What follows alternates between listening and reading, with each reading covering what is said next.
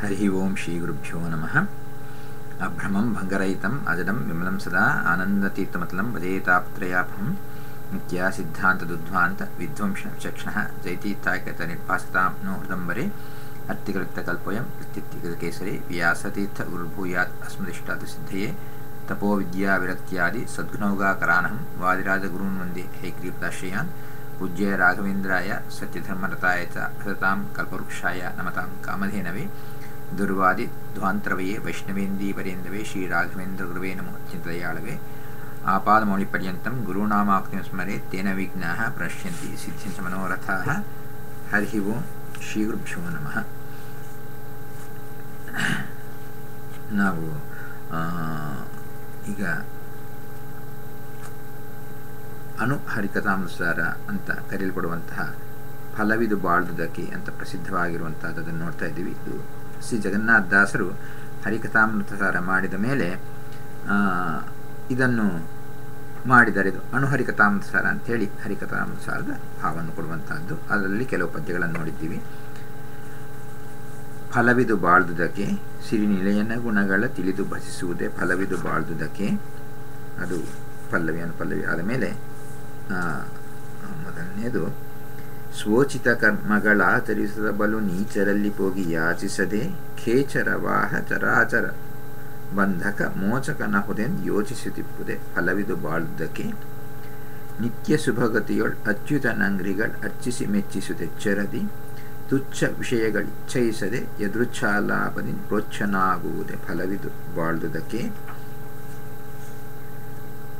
ಮನವಾಕ್ಕಾಯದೊಳ್ ಅನುಭವಿಸುವ ದಿನದ ವಿಷಯ ಸಾಧನಗಳನ್ನು ಅನಿಲಾಂತರ್ಗತ ವನರುಹದಳಲೋಚನಗರ್ಪಿಸಿ ದಾಸನು ನಾನೆಂಬುದೇ ಫಲವಿದು ಬಾಳ್ದುದಕ್ಕೆ. ವಾಸವ ಮುಖ ವಿಭುತಾಸುರ ನಿಚಯಕ್ಕೆ ವಾಸುದೇವನೆ ಶುಭಾಶುಭದ ಈ ಸಮಸ್ತ ಜಗ ಈಶ ಕೇಶವ ಅನೀಶ ಜೀವರೆಂ ಬೀಸು ಜ್ಞಾನವೇ ಫಲವಿದು ಬಾಳ್ದುದಕ್ಕೆ ಅಂಥೇಳಿ ಕೊನೆಗೆ ಇಲ್ಲಿ ಪಂಚಭೇದಯುತ ಪ್ರಪಂಚ ಸುಸತ್ಯ ವಿರಿಂಚಿ ಮುಖರು ಬಲಿ ವಂಚಕಗೆ ಚಂಚಲ ಪ್ರತಿಮೆಯು ಚಂಚಲ ಪ್ರಕೃತಿಲಿ ಸಂಚಿಂತಿಸಿ ಮುದ ಲಾಂಛನ ಆಗುವುದೇ ಫಲವಿದು ಬಾಳುವುದಕ್ಕೆ. ಅಷ್ಟವರೆಗೂ ನೋಡಿ ಅದಾದ ಮೇಲೆ ಇದನ್ನು ಸ್ವಲ್ಪ ಮಟ್ಟಿಗೂ ನೋಡ್ತೀವಿ. ನೆಕ್ಸ್ಟ್ ಪದ್ಯ ಇದು ಪಂಚ ಋತುಗಳಲ್ಲಿ ಪಂಚಾಗ್ನಿಗಳಲ್ಲಿ ಪಂಚರೂಪವ ತಿಳಿದು ಪಂಚ ಸುಸಂಸ್ಕಾರಾಂಚಿತನಾಗಿ ದ್ವಿಪಂಚಕರಣದಲ್ಲಿ ಪಂಚಕನರಿವುದೇ ಫಲವಿದು ಬಾಳುವುದಕ್ಕೆ. ಇದನ್ನು ನೋಡ್ತಾ ಬಂದಿದ್ದೀವಿ. ಇದು ಪಂಚಮಹಾಯಜ್ಞ ಸಂಧಿ ಅಂತ ದಾಸರಾಯರು ಮಾಡಿದಂಥ ಸಂಧಿಯ ಒಂದು ಸಾರರೂಪವಾಗಿದೆ. ಅಷ್ಟೇ ಅಲ್ಲದೆ ಇದು ಛಾಂದೋಗ್ಯ ಉಪನಿಷತ್ತಿನಲ್ಲಿ ಬರುವಂತಹ ಪಂಚಾಗ್ನಿ ವಿದ್ಯಾ ಅಂತ ಪ್ರಸಿದ್ಧವಾಗಿರುವಂತಹದ್ದು. ಅದು ಒಂದು ಸರಿ ನಾನು ವಿಸ್ತಾರವಾದ ಒಂದು ಡಿಸ್ಕಷನ್ನು, ಅದು ಒಂದು ಪ್ರವಚನ ಆಗಿದೆ. ಅದರ ಫೈಲ್ಸು ಆ ಪ್ರವಚನ ಅದನ್ನೆಲ್ಲ ಕಳಿಸಿದ್ದಾರೆ, ಅದು ನೋಡ್ರಿ. ಅದನ್ನು ನಾನು ಪೂರ್ತಿಯಾಗಿ ರಿಪೀಟ್ ಮಾಡೋದಿಲ್ಲ. ಆದರೆ ಅಲ್ಲಿ ಹೇಳಿದ ಕೆಲವು ಅಂಶಗಳನ್ನು ಮಾತ್ರ ಇಲ್ಲಿ ಸಂಕ್ಷೇಪವಾಗಿ ಜಸ್ಟ್ ಹೇಳ್ತೀನಿ. ಇದೇನಂತ ಹೇಳಿದರೆ, ಇದು ಇಲ್ಲಿ ಆ ಪಂಚಾಗ್ನಿಯಲ್ಲಿ ಉಪನಿಷತ್ತಿನಲ್ಲಿ ಬರುವಂತಹ ವಚನ ಹೀಗೆ ಶುರು ಆಗುತ್ತೆ. ಇದು ಶುರು ಆಗೋದು ಅಸೌ ವಾವಲೋಕೋ ಗೌತಮಾಗ್ನಿ ತಸ್ಯ ಆದಿತ್ಯೇವ ಸಮಿತ್ ರಶ್ಮಯೋ ಧೂಮಃ ಅಹರರ್ಚಿ ಚಂದ್ರಮಾ ಅಂಗಾರಾಹ ನಕ್ಷತ್ರಾಣಿ ವಿಸ್ಫುಲಿಂಗಾಹ ಅಂತ ಶುರುವಾಗಿ ಅದು ಒಂದೊಂದು ಅಗ್ನಿಯನ್ನೇ ಹೇಳ್ತಾ ಬಂದುಬಿಟ್ಟು ಅದು ನಮಗೆ ಅಲ್ಲಿ ತಿಳಿಸಿಕೊಡ್ತಾರೆ. ಅಲ್ಲಿ ಬರುವಂತಹ ವಿಚಾರ ಏನಂತ ಹೇಳಿದರೆ, ಹೇಗೆ ನಾವು ಯಾವುದೇ ಒಂದು ಯಾಗ ಯಜ್ಞ ಹೋಮ ಯಾವುದಾದ್ರೂ ಮಾಡಿದರೆ ಅದನ್ನು ಮಾಡಿದಾಗ ನಾವು ಆ ಅಗ್ನಿ ಮೊದಲು ಹೋಮ ಮಾಡಲಿಕ್ಕೆ ಅಗ್ನಿ ಬೇಕು, ಬೆಂಕಿ ಅಗ್ನಿ ಬೇಕು. ಆ ಅಗ್ನಿನಲ್ಲಿ ಭಗವಂತನ ರೂಪಗಳ ಚಿಂತನೆ ಅಷ್ಟೇ ಅಲ್ಲದೆ ಭಗವದ್ ರೂಪಗಳ ಚಿಂತನೆ ಮಾತ್ರ ಮಾಡುವುದಿಲ್ಲ, ಆ ಒಂದೊಂದು ಶಬ್ದದಲ್ಲಿಯೂ ಭಗವಂತನ ಆ ರೂಪದ ಅನುಸಂಧಾನವು. ಇದು ಎಷ್ಟು ಒಂದು ವಿಧಗಳಿಂದ ಹೇಳಿದ್ದಾರೆ ಅಂತ ಹೇಳಿದರೆ, ಉದಾಹರಣೆಗೆ ಅಗ್ನಿ ಅಂದರೆ ಅಗ್ನಿ ಅನ್ನೋ ಶಬ್ದವೇ ಭಗವಂತನನ್ನು ತಿಳಿಸಿಕೊಡುವಂಥದ್ದು. ಅಗ್ನಿ ಅಗ್ರೇ ನಯತಿ ಅಂಥೇಳಿ ಈ ವಿಧ ಅಗ್ನಿ ಅಂದರೆ ಭಗವಂತನನ್ನು ತಿಳಿಸಿಕೊಡುವಂಥದ್ದು. ಅದಾದ ಮೇಲೆ ಅಗ್ನಿಗೆ ಭಾಗಗಳಿರುತ್ತೆ. ಅಗ್ನಿ ಅಂದರೆ ನೀವು ಹೋಮ ಮಾಡಲಿಕ್ಕೆ ಅಗ್ನಿ ಹಾಕಿದಾಗ ಸಮಿತ್ತು ಅಂದರೆ ಅದಕ್ಕೆ ಬೇಕಾದ ಕಟ್ಟಿಗೆ ಇತ್ಯಾದಿ ಸಮಿತ್ತುಗಳು ಹಾಕ್ತೀವಿ. ಅದು ಮಾಡಲಿಕ್ಕೆ ಯಜ್ಞಯಾಗಾದಿಗಳು ಮಾಡಲಿಕ್ಕೆ ಆ ಸಮಿತ್ತುಗಳು ಹಾಕಿದಾಗ ಹೊಗೆ ಬರುತ್ತೆ, ಧೂಮ ಬರುತ್ತೆ.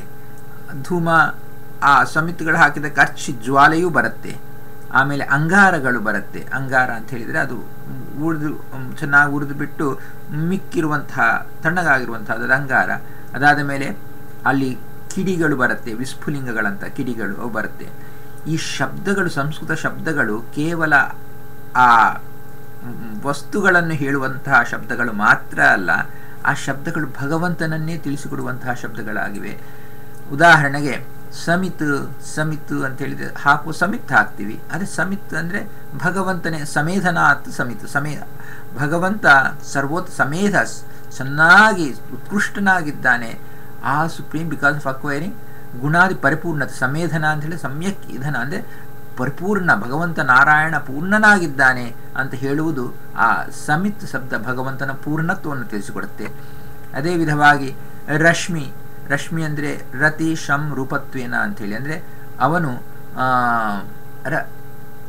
ಸುಖ ಆನಂದ, ಸುಖ ಇಲ್ಲ ಆನಂದ, ಅದ ಮೇಲೆ ತೃಪ್ತಿ, ಎರಡು ವಿಧ. ತೃಪ್ತಿ ಸುಖ ಇದು ಏನು ಕಂಟೆಂಟ್ಮೆಂಟ್ ಆ್ಯಂಡ್ ಹ್ಯಾಪಿನೆಸ್ ಅಂತೀವಲ್ವ, ಇದು ಎರಡು ಒಂದೇ ಅಂತ ಅರ್ಥ ತೋರುತ್ತೆ. ಬಟ್ ಒಂದು ಹ್ಯಾಪಿನೆಸ್, ತೃಪ್ತಿ, ಸುಖ, ಇವು ಎರಡು ದೇರ್ ಇಸ್ ಸಟಲ್ ಡಿಫ್ರೆನ್ಸ್ ಇದೆ.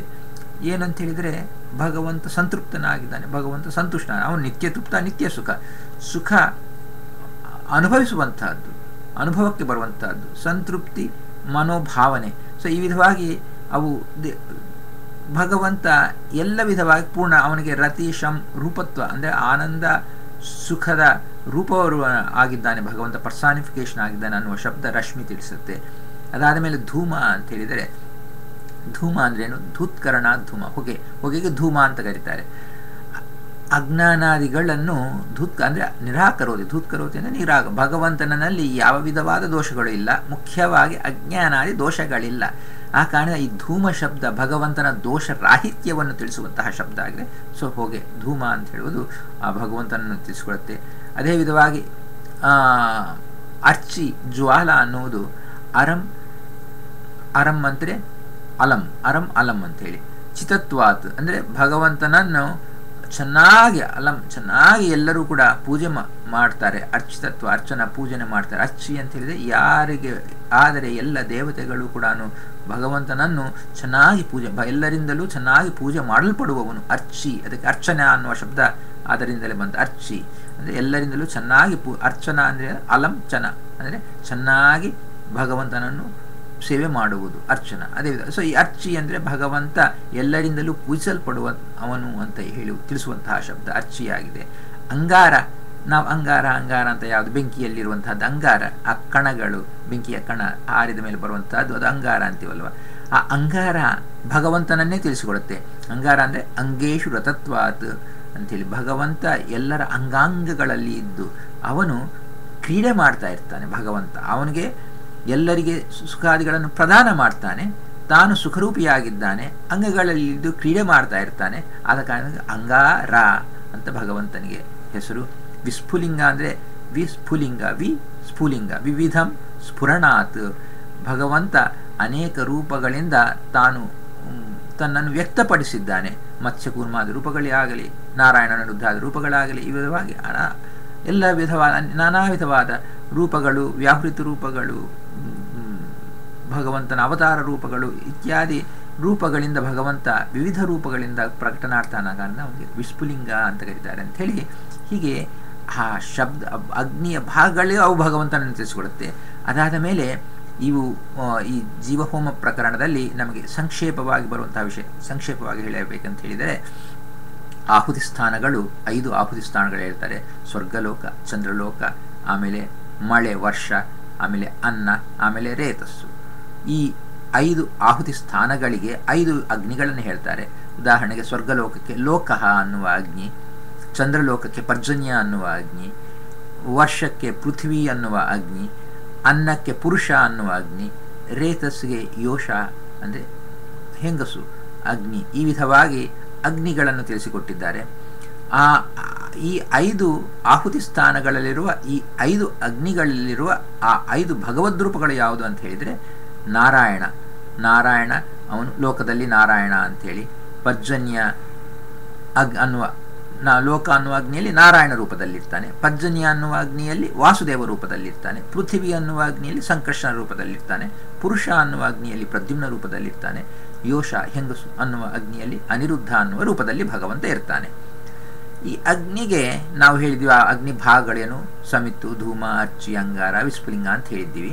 ಸೊ ಈ ಭಗವಂತನ ರೂಪಗಳು ಏನಾಗತ್ತೆ ಅಂತ ಹೇಳಿದರೆ, ಈ ಒಂದೊಂದಕ್ಕೂ ಈಗ ಲೋಕಕ್ಕೆ ಇದ್ದಾಗ ಅದಕ್ಕೆ ಇರುವಂತಹ ಸಮಿತ್ತು ಆದಿತ್ಯ ಆಗ್ತಾನೆ, ಅದಕ್ಕಿರುವಂತಹ ಧೂಮ ರಶ್ಮಿ ಆಗತ್ತೆ, ಅದಕ್ಕಿರುವಂತಹ ಅರ್ಚಿ ಅಹ ಅಂದರೆ ಹಗಲು ರಶ್ಮಿ ಅಂದರೆ ಪ್ರಕಾಶ, ಆದಿತ್ಯ ಅಂದರೆ ಸೂರ್ಯ ಪ್ರಕಾಶ ಹಗಲು, ಅಂಗಾರ ತಣ್ಣಗಿರುವಂತಹದ್ದು ಚಂದ್ರ ಅಂಗಾರ, ಆಮೇಲೆ ವಿಸ್ಫುಲಿಂಗಗಳು ನಕ್ಷತ್ರ. ಇದು ಲೋಕ ಅನ್ನುವ ಜೀವಹೋಮ ಪ್ರಕರಣದಲ್ಲಿ ಜೀವನ ಹೋಮ ಮಾಡುವಾಗ ಮೊದಲು ಬರುವಂತಹ ಯಜ್ಞಸ್ಥಾನ, ಆಹುತಿಸ್ಥಾನ ಸ್ವರ್ಗಲೋಕದಲ್ಲಿ ಲೋಕ ಅನ್ನುವ ಲೋಕ ಅಂದ್ರೂ ಭಗವಂತ, ಲೋಕ ಅಂದರೆ ವರ್ಲ್ಡ್, ಪ್ರಪಂಚ ಅಂತ ಒಂದು ಅರ್ಥ ಇದೆ. ಲೋಕ ಎಲ್ಲವನ್ನೂ ಲೋಚನೆ ಮಾಡುವವನು, ಎಲ್ಲವನ್ನೂ ನೋಡುವವನು. ಸೊ ಲೋಕ ಶಬ್ದವೂ ಭಗವಂತನನ್ನು ತಿಳಿಸಿಕೊಡುತ್ತೆ, ಒಂದೊಂದು ಕೂಡ ಭಗವಂತನನ್ನು ತಿಳಿಸಿಕೊಡುತ್ತೆ. ಸೊ ಅಲ್ಲಿರುವ ರೂಪಗಳು, ಭಗವಂತನ ರೂಪಗಳು, ನಾವು 25 ರೂಪಗಳಂತ 5 ರೂಪಗಳಂತ ಹೇಳಿದೆ, 25 ಅಂತ ಹೇಳಿದ್ವಿ. ಅದು ಹೇಗೆ ಬರುತ್ತೆ ಅಂತ ಹೇಳಿದರೆ, ಲೋಕದಲ್ಲಿ ಇರುವಂತಹ ಸಮಿತ್ ರೂಪ ಅದು ಆದಿತ್ಯನಲ್ಲಿ ನೋಡಬೇಕು. ಆದಿತ್ಯನಲ್ಲಿ ಇರುವ ರೂಪ ಯಾವುದು? ನಾರಾಯಣ ರೂಪ. ಆದಿತ್ಯದಲ್ಲಿ ಸೂರ್ಯನಲ್ಲಿ ನಾರಾಯಣ ರೂಪವನ್ನು ನೋಡಬೇಕು. ಅಲ್ಲಿ ಈ ಲೋಕ ಅನ್ನುವ ಇದಕ್ಕೆ ಧೂಮ ಯಾವುದಂದ್ರೆ ರಶ್ಮಿ, ಪ್ರಕಾಶ ರಶ್ಮಿಯಾದಾಗ ಆ ಪ್ರಕಾಶದಲ್ಲಿ ನಾರಾಯಣ ವಾಸುದೇವ ರೂಪವನ್ನು ನೋಡುವುದು.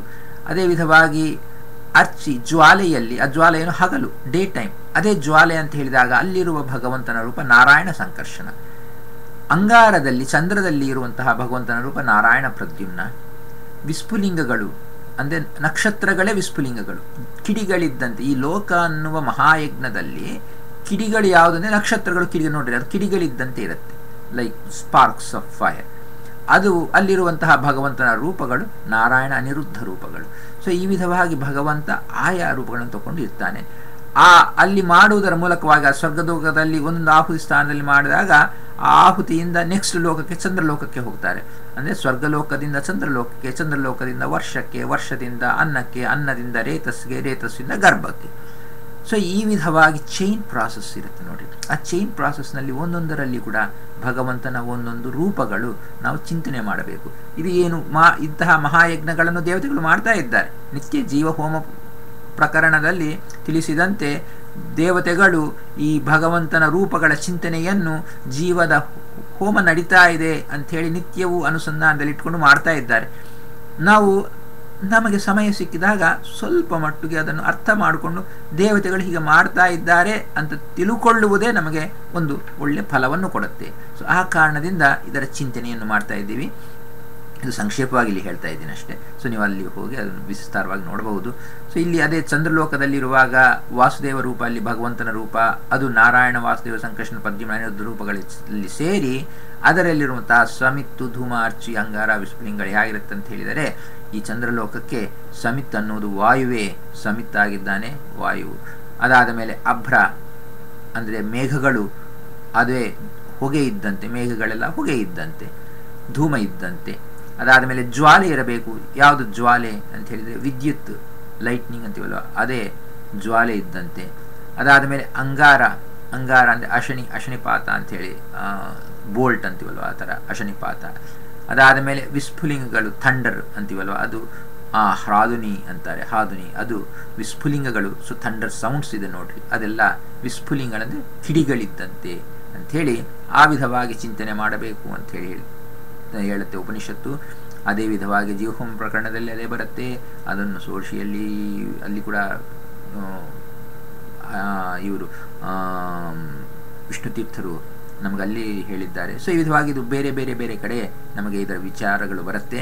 ಸೊ ಇದನ್ನು ನಾವು ಇಲ್ಲಿ ಎರಡನೇ ಚಂದ್ರಲೋಕದಲ್ಲಿ ವಾಸುದೇವ ನಾರಾಯಣ, ವಾಸುದೇವ ಸಂಕರ್ಷಣ, ವಾಸುದೇವ ಪ್ರದ್ಯುಮ್ನ, ವಾಸುದೇವ ಅನಿರುದ್ಧ ರೂಪಗಳನ್ನು ಆ ಸಮಿತ್ತು, ಧೂಮ, ಅರ್ಚಿ, ಅಂಗಾರ, ವಿಸ್ಫುಲಿಂಗಗಳೇ ನೋಡಬೇಕು. ಅದೇ ವಿಧವಾಗಿ ವರ್ಷ ಅನ್ನುವ ಆಹುತಿ ಸ್ಥಾನವನ್ನು ತಗೊಂಡಾಗ ಅಲ್ಲಿ ಇರುವಂತಹ ಭಗವಂತನ ರೂಪ, ಅದಕ್ಕೆ ಅಗ್ನಿ ಪೃಥ್ವಿ, ಅದಕ್ಕೆ ಸಂಕರ್ಷಣ ಭಗವಂತನ ರೂಪ, ಮುಂಚಿನ ಚಂದ್ರಲೋಕಕ್ಕೆ ಪರ್ಜನ್ಯ ಅಗ್ನಿ ಆಗಿದ್ದಾನೆ. ಸೊ ಅಲ್ಲಿ ಈ ವರ್ಷಕ್ಕೆ ಪೃಥ್ವಿ ಅಗ್ನಿ ಆದರೆ ಸಂಕರ್ಷಣ ಭಗವದ್ರೂಪ, ಅದು ನಮಗೆ ಸಮಿತ್ತು ಧೂಮ ಅರ್ಚಿ ಅಂಗಾರ ವಿಸ್ಫುಲಿಂಗಗಳೇನಾಗತ್ತೆ ಅಂದರೆ ಸಮಿತ್ ಅನ್ನೋದು ಸಂವತ್ಸರ ಸಮಿತ್ ಆಗುತ್ತೆ. ಆಮೇಲೆ ಆಕಾಶ ಅನ್ನುವುದು ಧೂಮ ಆಗುತ್ತೆ, ಹೊಗೆ.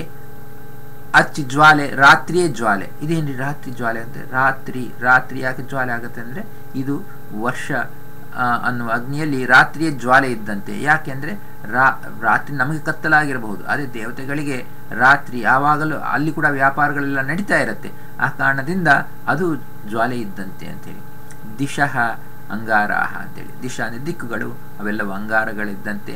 ಅವಾಂತರ ದಿಕ್ಕುಗಳೇ ವಿಸ್ಫುಲಿಂಗಗಳಿದ್ದಂತೆ ಅಂಥೇಳಿ ಅಲ್ಲಿ ಸಂಕರ್ಷಣ ಭಗವದ್ರೂಪ ಮತ್ತು ಇದರಲ್ಲಿ ತನ್ನದೇ ಆದ ರೂಪಗಳಲ್ಲಿ ಸೇರಿ ಭಗವಂತ ಇನ್ನೊಂದು ರೂಪಗಳಿಂದ ವ್ಯಕ್ತನಾಗುತ್ತಾನೆ. ಸಂಕರ್ಷಣ ನಾರಾಯಣ, ಸಂಕರ್ಷಣ ವಾಸುದೇವ, ಸಂಕರ್ಷಣ ಪ್ರದ್ಯುಮ್ನ, ಸಂಕರ್ಷಣ ಅನಿರುದ್ಧ ಅನ್ನುವ 5 ರೂಪಗಳನ್ನು ಧಾರಣೆ ಮಾಡ್ತಾನೆ. ಅದಾದ ಮೇಲೆ ಆಹುತಿ ಸ್ಥಾನ ಅನ್ನದಲ್ಲಿ ಭಗವಂತ ಪುರುಷ ನಾಮಕ ಅಗ್ನಿಯಿಂದ ಇದ್ದು ಅಲ್ಲಿ ಪ್ರದ್ಯುಮ್ನ ಅನ್ನುವ ಭಗವದ್ರೂಪ, ಅಲ್ಲಿ ಇರುವಂತಹ ಸಮಿತ್ತು ಧೂಮ ಅರ್ಚಿ ಅಂಗಾರ ವಿಸ್ಫುಲಿಂಗಗಳಂದರೆ ಸಮಿತ್ತು ಅಂದರೆ ಹಾಕುವಂತಹ ಕಟ್ಟಿಗೆಗಳು, ಧೂಮ ಅಂದರೆ ಹೊಗೆ, ಅರ್ಚಿ ಅಂದರೆ ಜ್ವಾಲೆ, ಅಂಗಾರ ಅಂತ ಹೇಳಿದರೆ ಆ ಬೆಂಕಿಯ ಕಣಗಳು ತಣ್ಣಗಾದ ಮೇಲೆ ಬರುವಂತಹದ್ದು, ವಿಸ್ಫುಲಿಂಗಗಳಂದರೆ ಕಿಡಿಗಳು. ಇದಕ್ಕೆ ವಾಕ್ ಅನ್ನುವುದೇ ಸಮಿತ್ತಾಗಿದೆ. ಇದು ಯಾವುದು? ಅನ್ನ ಅನ್ನುವ ಅಗ್ನಿಗೆ. ಅದಾದ ಮೇಲೆ ಧೂಮ ಅನ್ನುವುದು ಪ್ರಾಣ, ಹೊಗೆ, ಪ್ರಾಣವೇ ಹೊಗೆ ಇದ್ದಂತೆ. ಆಮೇಲೆ ಅರ್ಚಿ ಜ್ವಾಲೆ, ಜಿಹ್ವೆಯೇ ಜ್ವಾಲೆ ಇದ್ದಂತೆ. ಕಣ್ಣುಗಳು ಅಂಗಾರಗಳಿದ್ದಂತೆ, ಕಿವಿಗಳು ವಿಸ್ಫುಲಿಂಗಗಳಿದ್ದಂತೆ ಅಂತ. ಅಲ್ಲಿರುವಂತಹ ಭಗವಂತನ ರೂಪಗಳ ಚಿಂತನೆ ಪ್ರದ್ಯುಮ್ನ ನಾರಾಯಣ, ಪ್ರದ್ಯುಮ್ನ ವಾಸುದೇವ, ಪ್ರದ್ಯುಮ್ನ ಸಂಕರ್ಷಣ, ಪ್ರದ್ಯುಮ್ನ ಅನಿರುದ್ಧ ಅನ್ನುವುದು. ಅದೇ ವಿಧವಾಗಿ ರೇತಸ್ಸು ಅನ್ನುವ ಆಹುತಿ ಸ್ಥಾನವನ್ನು ತಗೊಂಡಾಗ ಅಲ್ಲಿ ಅಗ್ನಿ, ಹೆಂಗಸು ಅಗ್ನಿಯಾಗಿದ್ದಾಳೆ. ಅಲ್ಲಿರುವಂತಹ ಭಗವಂತನ ರೂಪ ಅನಿರುದ್ಧ ರೂಪದ ಚಿಂತನೆ. ಅಲ್ಲಿರುವಂತಹ ಸಮಿತ್ತು ಧೂಮ ಅರ್ಚಿ ಅಂಗಾರ ವಿಸ್ಫುಲಿಂಗಗಳನ್ನು ಉಪಸ್ಥ, ಉಪಮಂತ್ರಣ, ಯೋನಿ, ಅಂತಃಕರಣ, ಅಭಿನಂದಾಹ ಅನ್ನುವ ಸ್ಥಾನಗಳಲ್ಲಿ ಭಗವಂತನ ಚಿಂತೆಗಳನ್ನು, ಇವು ಎಲ್ಲ ಕೂಡ ಭಗವಂತನ ನಾಮ, ಭಗವಂತನ ಗುಣಗಳನ್ನು ವರ್ಣನೆ ಮಾಡುವಂತಹ ಶಬ್ದಗಳೂ ಆಗಿವೆ ಇವು. ಸೊ ಭಗವಂತ ಉಪಸ್ಥ, ಎಲ್ಲರಿಗೂ ಹತ್ತಿರ ಇದ್ದು ಎಲ್ಲರನ್ನು ಅನುಗ್ರಹ ಮಾಡುವವನಾದ ಕಾರಣದಿಂದ ಉಪಸ್ಥ ಅನ್ನೋದು. ಸೊ ಈ ವಿಧವಾಗಿ ಭಗವಂತನ ಯೋನಿ, ಎಲ್ಲಕ್ಕೂ ಮೂರಪೂರ್ಣನಾದ ಅವನು. ಉಪಮಂತ್ರಣ, ಎಲ್ಲರಿಂದಲೂ ಭಗವಂತ ತಾನು ಆಮಂತ್ರಿಸಿಕೊಳ್ಳಲ್ಪಡುತ್ತಾನೆ, ಹತ್ತಿರ ಕರೆಯಲ್ಪಡುತ್ತಾನೆ ಅಂಥೇಳಿ ಈ ವಿಧವಾಗಿ ಭಗವಂತನ ಹೆಸರುಗಳನ್ನೇ, ಗುಣಗಳನ್ನು ವರ್ಣನೆ ಮಾಡುವಂತಹದ್ದಾಗಿದೆ. ಅಲ್ಲಿ ನಾವು ಚಿಂತನೆ ಮಾಡಬೇಕಾಗಿದ್ದ ರೂಪಗಳು ಅನಿರುದ್ಧ ನಾಮಕ ಪರಮಾತ್ಮ, ಅನಿರುದ್ಧ ನಾರಾಯಣ, ಅನಿರುದ್ಧ ವಾಸುದೇವ, ಅನಿರುದ್ಧ ಸಂಕರ್ಷಣ, ಅನಿರುದ್ಧ ಪ್ರದ್ಯುಮ್ನ, ಅನಿರುದ್ಧ ಅನ್ನುವ ರೂಪಗಳಿಂದ ಭಗವಂತ ಇದ್ದು ಈ ಜೀವಹೋಮ ಪ್ರಕರಣ ನಿತ್ಯವೂ ಅನೇಕ ಜೀವರಾಶಿಗಳಿದೆ ನೋಡ್ರಿ. ಇಷ್ಟು ಜೀವರಾಶಿಗಳ ಒಂದೊಂದು ಜೀವದಲ್ಲಿ ಈ ಜೀವಹೋಮ ಪ್ರಕರಣ ನಡೀತಾನೇ ಇರುತ್ತೆ. ಅನಂತ ಜೀವಹೋಮ ಪ್ರಕರಣಗಳು, ಆ ಜೀವಹೋಮಗಳು ನಡೀತಾ ಇರುತ್ತೆ. ಅದನ್ನು ಜೀವಹೋಮ ಪ್ರಕರಣದಲ್ಲಿ ತಿಳಿಸಿದಂತೆ ನಾವು ಚಿಂತನೆಯನ್ನು ಮಾಡಬೇಕು ಅನ್ನುವುದೇ ಇಲ್ಲಿ ಮುಖ್ಯವಾದ ಅಂಶ ಆಗಿದೆ. ಸೊ ಅದನ್ನು ನೀವು ಆ ಫೈಲ್ಸ್ನಲ್ಲಿ ನನ್ನ ವಿಡಿಯೋನಲ್ಲಿ ನೋಡಿದಾಗ ನಿಮಗೆ ಇನ್ನು ಡೀಟೇಲ್ಸ್ ಎಲ್ಲ ಗೊತ್ತಾಗುತ್ತೆ. ಸಂಕ್ಷೇಪವಾಗಿ ಅದನ್ನು ಹೇಳೋಣ ಅಂತ ಮಾತ್ರ ಇವತ್ತು ಅದು ಚಿಂತನೆಯನ್ನು ಮಾಡಿದ್ದೀವಿ. ಸೊ ಇಲ್ಲಿ ಈ ವಿಧವಾಗಿ ಪಂಚ ಋತುಗಳಲ್ಲಿ, ಪಂಚಾಗ್ನಿಗಳಲ್ಲಿ ಪಂಚ ರೂಪವ 25 ರೂಪಗಳನ್ನು ತಿಳಿದು ಪಂಚ ಸುಸಂಸ್ಕಾರಾಂಚಿತನಾಗಿ, ಪಂಚ ಸುಸಂಸ್ಕಾರಗಳು ಏನು? ಈ ಪಂಚ ಸಂಸ್ಕಾರಗಳು, ಪಂಚ ಸುಸಂಸ್ಕಾರ ಅಂಚಿತನು ಅಂದರೆ ಅದರಿಂದ ಮಾರ್ಕ್ಡ್ ಬೈ ಅಂತೀವಲ್ವ, ಅದನ್ನು ಪಡೆದವನಾಗಿ ದ್ವಿಪಂಚಕರಣದಲ್ಲಿ ಪಂಚಕನರಿವುದೇ. ಸೊ ಇಲ್ಲಿ ಪಂಚ ಸಂಸ್ಕಾರಗಳು ಏನು ಅಂತ ಹೇಳಿದರೆ, ನಾವು ಭಗವಂತನನ್ನು ಸಮ್ಯಕ್ ಕರತಿ, ಸಂಸ್ಕಾರ ಅಂದರೆ ಏನು? ಚೆನ್ನಾಗಿ ಮಾಡುವಂತಹದ್ದು. ನಮಗೆ ಭಗವಂತನ ಚಿಂತನೆಯನ್ನು ಮಾಡಲಿಕ್ಕೆ ದೈನಂದಿನ ಬಾಹ್ಯ ನಿಷ್ಠೆಯೂ ಬೇಕು. ಬಾಹ್ಯ ವಿಚಾರ ಅಂದರೆ ಬಾಹ್ಯವಾಗಿ ನಾವು ಭಗವಂತನವನ್ನು ಏನೇನು ಧಾರಣೆ ಮಾಡ್ತೀವೋ ಅವೆಲ್ಲವೂ ಕೂಡ ಭಗವಂತನನ್ನು ಜ್ಞಾಪಕ ಮಾಡುವಂತಹದ್ದು ಆಗಿದೆ. ಉದಾಹರಣೆಗೆ ಇಲ್ಲಿ ಪಂಚ ಸಂಸ್ಕಾರಗಳಂತ ಹೇಳಿದಾಗ ತಾಪ ಪುಂಡ್ರಸ್ ತಥಾ ನಾಮ ಮಂತ್ರೋ ನಾಮ ತಥೋತ್ತರ ಅಮೀಹಿ ಪಂಚ ಸಂಸ್ಕಾರ ಅಂಥೇಳಿ ಒಂದು ಪ್ರಮಾಣವನ್ನು ಹೇಳಿದ್ದಾರೆ. ಏನು? ತಾಪ ಅಂದರೆ ತಪ್ತ ಮುದ್ರಾಧಾರಣೆ. ಎಲ್ಲರೂ ಹಾಕ್ಕೊಳ್ತೀರಿ, ಏಕಾಸಿ ಇಲ್ಲ ಚಾತುರ್ಮಾಸ ಸಮಯದಲ್ಲಿ ತಪ್ತ ಮುದ್ರಾಧಾರಣೆಯನ್ನು ಆವಾಗ ನಾವು ಹಾಕ್ಕೊಳ್ತೀವಿ. ಅದು ಒಂದು ಸಂಸ್ಕಾರ. ಯಾಕೆ ಈ ತಪ್ತ ಮುದ್ರಾಧಾರಣೆ ಹಾಕ್ಕೊಳ್ತೀವಿ ಅಂತ ಹೇಳಿದರೆ, ಭಗವಂತನ ಆ ಚಿಹ್ನೆಗಳು ಯಾವುದಿದು, ವೈಷ್ಣವ ಚಿಹ್ನೆಗಳನ್ನು ನಾವು ನಿತ್ಯವೂ ನಮ್ಮ ಶರೀರದಲ್ಲಿರಬೇಕು. ಈ ಶರೀರ ಮಾಧ್ಯ ಖಲು ಧರ್ಮ ಸಾಧನ ಅಂಥೇಳಿ ಭಗವಂತನ ಸೇವೆಗಾಗಿ ಬಂದಿರುವ ಈ ಶರೀರದಲ್ಲಿ ಆ ತಪ್ತ ಮುದ್ರೆಗಳನ್ನು ಹಾಕ್ಕೊಳ್ಳುವ ಮೂಲಕವಾಗಿ ಆ ನಾವು ಭಗವಂತನನ್ನು ನಿತ್ಯ ಧ್ಯಾನ ಮಾಡಲಿಕ್ಕೆ ಸಿದ್ಧರಾಗಿದ್ದೀವಿ, ದೀಕ್ಷೆಯನ್ನು ಪಡೆದಿದ್ದೀವಿ ಅಂಥೇಳಿ ಅದು ಆ ಮನಸ್ಸಿನಲ್ಲಿ ಒಳಗೆ ಶುದ್ಧಿ ಬರಲಿಕ್ಕೆ ಹೊರಗಿನ ಶುದ್ಧಿಯಿಂದಲೂ ನಾವು ಶುರು ಮಾಡಬೇಕು ಅಂತ. ಸೊ ಈ ತಪ್ತ ಮುದ್ರಾ ಧಾರಣೆ ಒಂದು ಸಂಸ್ಕಾರ. ಅದಾದ ಮೇಲೆ ಊರ್ಧ್ವ ಪುಂಡ್ರಗಳು, ದಿನಾಗಲೂ ನಾವು ಹಚ್ಚಿಕೊಳ್ಳುವಂತಹ ಊರ್ಧ್ವ ಪುಂಡ್ರ ಧಾರಣೆ ಯಾವುದಿದೋ ಅದು ಒಂದು ಸಂಸ್ಕಾರ. ಅದೇ ವಿಧವಾಗಿ ತಥಾ ನಾಮಗಳ ನಾಮ ಅಂತ ಹೇಳಿದರೆ ಏನು, ನಾವು ಹಾಕ್ಕೊಳ್ಳುವಂತಹ ನಾಮಗಳು. ಈ ನಾಮಗಳನ್ನು ಹಾಕ್ಕೊಳ್ಳುವಾಗ ಭಗವಂತನ ನಾಮಗಳನ್ನು ಹೇಳ್ತಾ ನಾಮಗಳನ್ನು ಹಾಕ್ಕೋಬೇಕು. ಸುಮ್ಮನೆ ನಾಮಗಳನ್ನು ಹಚ್ಕೊಳ್ತಾ ಜಗಟ್ಪಟಪ ಹಚ್ಕೊಳ್ಳೋದಲ್ಲ. ಒಂದೊಂದು ನಾಮ ಹಚ್ಕೊಳ್ಳುವಾಗ ಭಗವಂತನ ಒಂದೊಂದು ನಾಮವನ್ನು ಹೇಳಬೇಕು. ಸೊ ನಾಮ ಅಂದರೆ ಹೆಸರು, ನಾಮ ಅಂದರೆ ನಾವು ಹಚ್ಚಿಕೊಳ್ಳುವಂತಹದ್ದು ಒಂದು ನಾಮ ಹಚ್ಚಿಕೊಳ್ಳುವಾಗ ಭಗವಂತನ ನಾಮವನ್ನು ಹೇಳ್ತಾ ನಾಮವನ್ನು ಹಚ್ಕೋಬೇಕು. ಸೊ ಈ ವಿಧವಾಗಿ ಇಲ್ಲಿ ನಾಮ ಅಂದರೆ ನಾವು ಹಾಕ್ಕೊಳ್ಳುವಂತಹ ನಾಮಗಳು, ಅದರ ಜೊತೆಯಲ್ಲಿ ಬರುವಂತಹ ಮಂತ್ರಗಳು, ನಾಮಗಳು. ಸೊ ಎಷ್ಟಾಯಿತು? ತಪ್ತ ಮುದ್ರೆಗಳು, ಊರ್ಧ್ವ ಪುಂಡ್ರಗಳು, ನಾವು ಹಚ್ಚಿಕೊಳ್ಳುವ ನಾಮಗಳು, ಅದರ ಜೊತೆಯಲ್ಲಿ ಬರುವಂತಹ ಮಂತ್ರಗಳು, ನಾಮಗಳು. ಸೊ ಈ ವಿಧವಾಗಿ ಈ 5 ಕೂಡ ಪಂಚ ಸಂಸ್ಕಾರಗಳು ನಾವು ಅಂದರೆ ನಿತ್ಯ ಮಾಡುವಂತಹ ಈ ವಿಧಾನ. ಸೊ ಈ ಪಂಚ ಸಂಸ್ಕಾರ ನಾವು ಭಗವಂತನ ಈ ನೆನಪಿಯನ್ನು, ಸ್ಮರಣೆಯನ್ನು ನಿತ್ಯವೂ ತರುವಂತಹದ್ದಾಗಿದೆ ಅನ್ನುವ ಒಂದು ಅನುಸಂಧಾನ ನಾವು ಮಾಡಬೇಕು, ಸುಮ್ಮನೆ ಮಾಡಿಕೊಳ್ಳುವುದಲ್ಲ. ಇದು ಸ್ಕಾಂದ ಪುರಾಣದಲ್ಲಿ ಕೂಡ ಈ ಸಿಮಿಲರ್ ಇದೇ ಥಾಟನ್ನು ಹೇಳ್ತಾ ಇದ್ದಾರೆ. ಅಲ್ಲಿ ತಪ್ತ ಮುದ್ರಾ ತಥಾ ಪುಂಡ್ರಂ ಹರಿಮಂತ್ರ ಜಪಸ್ಮೃತಃ ಯೋಗಮಭ್ಯರ್ಚನಂ ವಿಷ್ಣೋ ಇತಿ ಸಂಸ್ಕಾರ ಪಂಚಕಂ ಅಂಥೇಳಿ ಅಲ್ಲಿ ಸಂಸ್ಕಾರ ಪಂಚಕ ಹೇಳುವಾಗ ಸ್ಕಾಂದ ಪುರಾಣದ ವಚನದ ಪ್ರಕಾರ ಅದೇ ವಿಧವಾಗಿ ತಪ್ತ ಮುದ್ರಾ ಅಂಥೇಳಿ ಊರ್ಧ್ವ ಪುಂಡ್ರಗಳು, ಆ ಊರ್ಧ್ವ ಪುಂಡ್ರಗಳನ್ನು ಹಚ್ಚಿಕೊಳ್ಳುವಾಗ ಹೇಳುವಂತಹ ಹರಿಮಂತ್ರ, ಜಪ, ಸ್ಮರಣೆ, ದೇವರ ಸ್ಮರಣೆ, ಇದು ನಮಗೆ ಪಂಚ ಸಂಸ್ಕಾರಗಳು ಅಂತ ಕರೀತಾರೆ ಅಂಥೇಳಿ. ಈ ಪಂಚ ಸಂಸ್ಕಾರಗಳಿಂದ ನಾವು ಅಂದರೆ ಅದನ್ನು ಧಾರಣೆ ಮಾಡಬೇಕು. ಅಂಚಿತರಾಗುವಂದರೆ ಮಾರ್ಕ್ಡ್ ಬೈ ದೆಮ್, ಅದನ್ನು ನಾವು ಧಾರಣೆ ಮಾಡಬೇಕು ಅಂಥೇಳಿ. ಪಂಚ ಸಂಸ್ಕಾರ ಸಮ್ಯಕ್ ಚೆನ್ನಾಗಿರುವಂಥದ್ದು ಮತ್ತು ಸುಸಂಸ್ಕಾರ.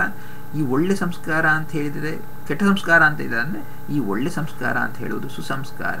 ಅಂದರೆ ಇದು ಏನೋ ನಾವು ತಾಚ್ಛಾರವಾಗಿ ಎಲ್ಲೋ ಮನಸ್ಸನ್ನಿಟ್ಟು ಮಾಡುವುದಿಲ್ಲ. ಸುಸಂಸ್ಕಾರಾಂಚಿತರಾಗಬೇಕಂದ್ರೆ ಚೆನ್ನಾಗಿ ಸಂಸ್ಕಾರ ಇಡುವುದಂದರೆ ಭಗವಂತನ ಸ್ಮರಣೆಯ ಸಹಿತವಾಗಿರುವಂತಹ ಸಂಸ್ಕಾರಗಳಾಗಿದ್ದರೆ ಅದು ಸುಸಂಸ್ಕಾರಗಳಾಗುತ್ತೆ.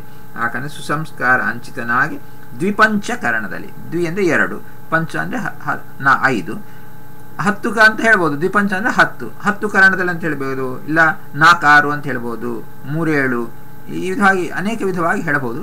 ಯಾಕೆ ದ್ವಿಪಂಚ 2, 5 ಕರಣಗಳು ಅಂತ ಯಾಕೆ ಹೇಳಿದ್ದಾರೆ ಅಂತ ಹೇಳಿದರೆ, ಪಂಚ ಜ್ಞಾನೇಂದ್ರಿಯಗಳು, ಪಂಚ ಕರ್ಮೇಂದ್ರಿಯಗಳು 2 ವಿಧವಾದ, ನಾನು ನಿನ್ನೆ ಹೇಳಿದ ಇನ್ಪುಟ್ ಔಟ್ಪುಟ್ ಡಿವೈಸ್ ಇದ್ದಂತೆ, ಅದನ್ನು 2 ತಿಳಿಸುವುದಕ್ಕಾಗಿ ದ್ವಿಪಂಚ ಅಂತ ಹೇಳಿದ್ದಾರೆ. ಅದು ಹೇಳುವುದಕ್ಕೆ ಕಾರಣ 2 ಟೈಪ್ಸ್. ಸೊ ಒಂದು ಪಂಚ ಒಂದು ಟೈಪು, ಇನ್ನೊಂದು ಪಂಚ ಅಂದರೆ 5. ಈ 1ರ 5 ಒಂದು ಟೈಪು, ಇನ್ನೊಂದರ 5 ಒಂದು, ಅಂದರೆ ಪಂಚಜ್ಞಾನೇಂದ್ರಿಯಗಳು ಪಂಚಕರ್ಮೇಂದ್ರಿಯಗಳು ಅಂತ ತಿಳಿಸುವುದಕ್ಕಾಗಿ ದ್ವಿಪಂಚ ಅಂತ ಹೇಳಿದ್ದಾರೆ. 10 ಅಂತ ಹೇಳಿದೆ, 2 5ಗಳು, ಈ ವಿಧವಾಗಿ 2 5 ಅಂದರೆ 10 ಪಂಚಕರಣಗಳಿಂದ ನಾವು ಇದ್ದು ಏನು ಮಾಡಬೇಕು? ಇದು ಎಲ್ಲರ ಉದ್ದೇಶವು ಏನಾಗಿದೆ ಅಂದರೆ ಪಂಚಕನರಿವುದೇ. ಪಂಚಕ ಅಂದರೆ ಪಂಚರೂಪಿ ಭಗವಂತ ಅಂತ ಅರ್ಥ. ಕೆಲವು ಪುಸ್ತಕಗಳಲ್ಲಿ ಪ್ರಪಂಚ ಅಂತ ಹಾಕಿದ್ದಾರೆ, ಅದು ಪ್ರಪಂಚವಲ್ಲ, ಪಂಚಕ ಅಂದರೆ 5 ಭಗವಂತನ 5 ರೂಪಗಳ ಅನುಸಂಧಾನೆಯನ್ನು ಮಾಡಬೇಕು. ಆದ ಕಾರಣ ಪಂಚಕನ ಅರಿವು. ಪ್ರಪಂಚನ ಅರಿಯುವುದಕ್ಕೆ ಏನೂ ಇಲ್ಲ, ಪ್ರಪಂಚವನ್ನು ತಿಳಿಯುವುದಕ್ಕೆ ಏನಿದೆ? ಪ್ರಪಂಚವನ್ನು ತಿಳಿಯುವುದಲ್ಲ. ಅಲ್ಲಿ ಕೂಡ ನಾವು ಪಂಚಕನರಿವುದೇ ಅಂದರೆ ಪಂಚರೂಪಿ ಭಗವಂತನನ್ನು ತಿಳಿಯುವುದೇ ಫಲವಿದು ಬಾಳುವುದಕ್ಕೆ.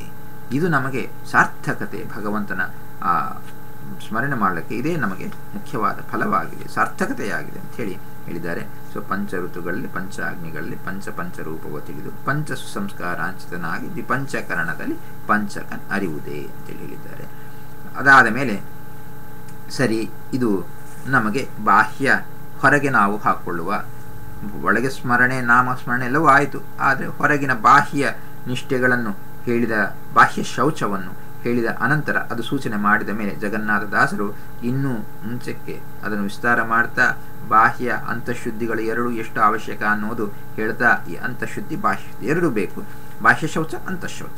ಸೊ ಇದನ್ನು ನೆಕ್ಸ್ಟ್ ಪದ್ಯದಲ್ಲಿ ಆ ಭಗವಂತನ ಆ ರೂಪಗಳ ಚಿಂತನೆಯನ್ನು ಯಾವುದು ಮಾಡಿದೆವೋ ಆ ರೂಪಗಳನ್ನು ಎಲ್ಲೆಲ್ಲಿ ಭಗವಂತನ ರೂಪಗಳನ್ನು ನಾವು ನಿಲ್ಲಿಸ್ಕೋಬೇಕು ಅನ್ನೋದನ್ನು ಹೇಳ್ತಾ ಇದ್ದಾರೆ. ಹೃದಯದಿ ರೂಪವು, ವದನದಿ ನಾಮವು, ಉದರದಿ ನೈವೇದ್ಯವು ಶಿರದಿ, ಪದಜಲ ನಿರ್ಮಾಲ್ಯವನೆ ಧರಿಸುತ್ತಕೋ ವಿದರ ಸದನ ಗದವ ಕಾಯುವುದೇ ಫಲವಿದು ಬಾಳ್ದುದಕ್ಕೆ. ಹೃದಯದಿ ರೂಪವು ವದನದಿ ನಾಮವು. ಭಗವಂತನನ್ನು ಹೃದಯದಲ್ಲಿ, ನಮ್ಮ ಹೃದಯ ಕಮಲದಲ್ಲಿ, ಇದು ವಿಸ್ತಾರವಾಗಿ ಜಗನ್ನಾಥದಾಸರ ಹೃದಯ ಕಮಲದಲ್ಲಿ ಭಗವಂತ ಹೇಗೆ ಆಗಿರ್ತಾನೆ. ಹೃದಯ ಕಮಲದಲ್ಲಿ ಸಿಂಹಾಸನ ಆರೂಢನಾಗಿರ್ತಾನೆ. ಅಲ್ಲಿ ಅವರ ಪಾದಗಳ ಹತ್ತಿರ ವಾಯುದೇವರು ಕೂತಿರ್ತಾರೆ. ಜೀವನು ಅಲ್ಲೇ ಇದ್ದು ಭಗವಂತನನ್ನು ಸಮೀಪದಲ್ಲಿ ಇರ್ತಾನೆ. ಜೀವನಿಗೂ ಅದೇ ಸ್ಥಾನವಾಗಿದೆ. ಆದರೆ ಜೀವನಿಗೆ ಗೊತ್ತಾಗ್ತಾ ಇಲ್ಲ. ಯಾಕೆಂದರೆ ಜೀವಾಚಾರ್ಯ ಪರಮಾಚಾರ್ಯ ಹೇಳಿದಂತೆ ಅವಿದ್ಯೆ ಇದೆ, ಆ ಕಾರಣದಿಂದ ಗೊತ್ತಾಗ್ತಾ ಇಲ್ಲ. ಆದರೆ ಇಲ್ಲಿ ಭಗವಂತ ಹೃದಯದಲ್ಲಿ ಇದ್ದಾನೆ ಅಂತ ನಾವು ತಿಳಿದವರಾಗಿ ಆ ಹೃದಯದಲ್ಲಿರುವ ಭಗವದ್ ರೂಪವನ್ನು ಧ್ಯಾನ ಮಾಡ್ತಾ ಅದನ್ನು ನಮ್ಮ ಮನೋಫಲಕದಲ್ಲಿ ಪ್ರತಿಫಲಿಸುವಂತೆ ಮಾಡಿ ಆ ಭಗವಂತನ ಆ ರೂಪವನ್ನು ನಮ್ಮ ಒಳಗಣ್ಣಿನಿಂದ ನೋಡಲಿಕ್ಕೆ ಪ್ರಯತ್ನವನ್ನು ಮಾಡ್ತಾ ಕಣ್ಣು ಮುಚ್ಚಿಕೊಂಡು ಧ್ಯಾನಮಗ್ನರಾಗಿ ನಾವು ಭಗವಂತನ ಚಿಂತನೆಯನ್ನು ಮಾಡಬೇಕು. ಹೃದಯದಲ್ಲಿ ನೆಲೆಸಿರುವ ಭಗವಂತನ ಚಿಂತನೆಯನ್ನು ಮಾಡಬೇಕು. ಹೃದಯದಿ ರೂಪವು ವದನದಿ ನಾಮವು. ನಮ್ಮ ಬಾಯಿಯಿಂದ ನಾಮೋಚ್ಚಾರಣವು ನಡೀತಾ ಇರಬೇಕು.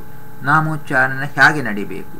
ಮೆಲ್ಲಗೆ ಹೇಳಬೇಕಾ, ಗಟ್ಟಿಯಾಗಿ ಹೇಳಬೇಕಾ, ಕೂಗುತ್ತಾ ಹೇಳಬೇಕಾ, ಹೇಗೆ ಭಗವಂತನ ನಾಮೋಚ್ಚಾರಣ ಮಾಡಬೇಕು ಅಂತ ಹೇಳಿದರೆ ಇದು ಆಯಾ ಸಂದರ್ಭಗಳಿಗೆ ತಕ್ಕಂತೆ ನಾವು ಜಪಗಳನ್ನು ತಪವನ್ನು ಮಾಡುವಾಗ ಮನಸ್ಸಿನಲ್ಲೇ ಹೇಳ್ತೀವಿ. ಆದರೆ ವದನದಲ್ಲಿ ಬಾಯಿಯಲ್ಲಿ ಹೇಳ್ತೀವಿ, ಆದರೆ ಶಬ್ದ ಹೊರಗೆ ಬರೋದಿಲ್ಲ. ಒಳಗೆ ಶಬ್ದ ಬರುತ್ತೆ. ಆ ಶಬ್ದ ಒಳಗೆ ನಿಲ್ಲತ್ತೆ. ಅಂದರೆ ಹೊರಗೆ ಶಬ್ದ ಬರದಂತೆ ಒಳಗೆ ಶಬ್ದ ನಿಲ್ಲುವಂತೆ ನಾವು ಹೇಳ್ತೀವಿ. ಅದು ಬಹಳ ಉತ್ಕೃಷ್ಟವಾದಂಥ ಒಂದು ಸಾಧನೆ ಆಗಿದೆ. ಆದರೆ ಅಷ್ಟು ಮಾತ್ರ ಅಲ್ಲ, ನಾವು ಏನು ಮಾಡಬೇಕಂತ ಹೇಳಿದರೆ ಆ ಸಾಧನೆ ಜೊತೆಲಿ ಯಾವಾಗ ನಾವು ನಾಮ ಸಂಕೀರ್ತನೆ ಎಲ್ಲರೂ ಸೇರ್ತೇವೆ, ಹಾಡು ಹೇಳ್ತೀವಿ ಭಗವಂತ, ಆವಾಗ ಗಟ್ಟಿಯಾಗಿ, ಯಾಕಂದರೆ ಅದು ಇನ್ನೊಬ್ಬರೂ ಕೇಳಬೇಕು ಅಂತ ನಮಗೆ ಇಚ್ಛೆ ಬಂದಾಗ ಗಟ್ಟಿಯಾಗಿ ಹೇಳ್ತೀವಿ. ಸೇ ಲೌಡ್.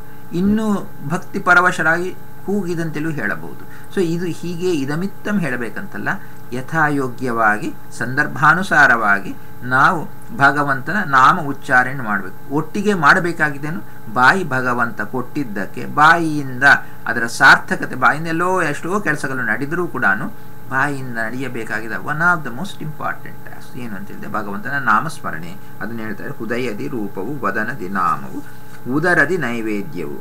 ನಮ್ಮ ಹೊಟ್ಟೆ ಒಳಗೆ ಹಾಕುವ ಪದಾರ್ಥಗಳು, ಎಲ್ಲ ವಿಧವಾದ ಪದಾರ್ಥಗಳನ್ನು ಹೊಟ್ಟೆ ಒಳಗೆ ಹಾಕ್ತಾ ಇರ್ತೀವಿ.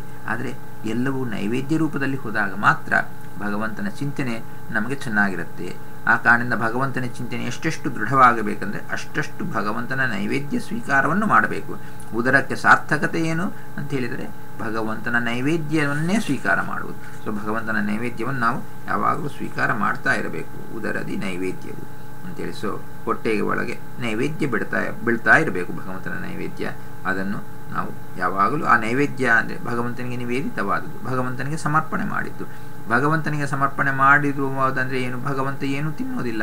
ಭಗವಂತನಿಗೆ ಸಮರ್ಪಣೆ ಮಾಡುವುದಂದರೆ ಅವನು ಸೂಕ್ಷ್ಮ ರಸವನ್ನು, ಅದರಲ್ಲಿರುವ ಸೂಕ್ಷ್ಮ ರಸಗಳನ್ನು ಸ್ವೀಕಾರ ಮಾಡ್ತಾನೆ. ಸ್ಥೂಲ ರಸವನ್ನು ನಮಗೇ ಬಿಡ್ತಾನೆ. ನಾವು ಆ ಸ್ಥೂಲವಾಗಿರುವ ಆ ಪದಾರ್ಥಗಳನ್ನು ನಾವು ಸ್ವೀಕಾರ ಮಾಡ್ತೀವಿ. ಸೊ ಉದರದಿ ನೈವೇದ್ಯವು ಶಿರದಿ ಪದಜಲ ನಿರ್ಮಾಲ್ಯವನ್ನೇ ಧರಿಸುತ್ತಾ ಅಂತೇಳಿ. ನಮ್ಮ ಶಿರೋಧಾರ್ಯನಾಗಿರುವಂತಹದ್ದು ಯಾವುದಂದರೆ ಶಿರದಲ್ಲಿ ನಿರ್ಮಾಲ್ಯ ಪದಜಲಗಳನ್ನು ಧರಿಸುವುದು ಅಂತೇಳಿ. ಸೊ ಈ ವಿಧವಾಗಿ ಭಗವಂತನ ನಿರ್ಮಾಲ್ಯ ತೀರ್ಥ ಇದೆ. ಅದನ್ನು ನಾವು ಆಪೋಸನವೂ ಮಾಡ್ತೀವಿ. ಆದ ಮೇಲೆ 3 ಸಾರಿ ನಾವು ತಗೊಂಡಾಗ ನಾವೇನು ಮಾಡ್ತೀವಿ, ವಿಶ್ವಾಯ ನಮಃ, ತೇಜಸಾಯ ನಮಃ, ಪ್ರಾಜ್ಞಾಯ ನಮಃ ಅಂಥೇಳಿ 3 ಸಾರಿ ನಿರ್ಮಾಲ್ಯ ತೀರ್ಥವನ್ನು ಸ್ವೀಕಾರ ಮಾಡಿದ ಮೇಲೆ ತುರ್ಯಾಯ ನಮಃ ಅಂತೇಳಿ ಪ್ರೋಕ್ಷಣೆಯನ್ನು ಮಾಡಿಕೊಳ್ತೀವಿ. ಸೊ ಈ ವಿಧವಾಗಿ ಶಿರಸಾವಹಿಸುವುದು, ಶಿರಸ್ಸು ಮೇಲೆ ಪ್ರೋಕ್ಷಣೆಯನ್ನು ಮಾಡಿಕೊಳ್ಳುವುದು, ಈ ವಿಧವಾಗಿ ಭಗವಂತನ ನಿರ್ಮಾಲ್ಯವನ್ನು ನಾವು ಧಾರಣೆ ಮಾಡಬೇಕು. ನಿರ್ಮಾಲ್ಯ ತೀರ್ಥ ಹೊಂದಿದೆ, ನಿರ್ಮಾಲ್ಯ ಪುಷ್ಪಗಳು ಇಲ್ಲ, ನಿರ್ಮಾಲ್ಯ ತುಳಸಿ, ಇವೆಲ್ಲವೂ ಕೂಡ ನಾವು ಶಿರಸ್ಸಿ ಮೇಲೆ ಧಾರಣೆ ಮಾಡ್ತೀವಿ. ಸೊ ಈ ವಿಧವಾಗಿ ಶಿರಸ ಭಗವಂತನ ನಿರ್ಮಾಲ್ಯ ತೀರ್ಥವಾಗಲಿ, ನಿರ್ಮಾಲ್ಯ ಹೂವುಗಳು, ನಿರ್ಮಾಲ್ಯವಾದ ಎಲ್ಲ ಭಗವಂತನ ನಿರ್ಮಾಲ್ಯ ಪದಾರ್ಥಗಳು.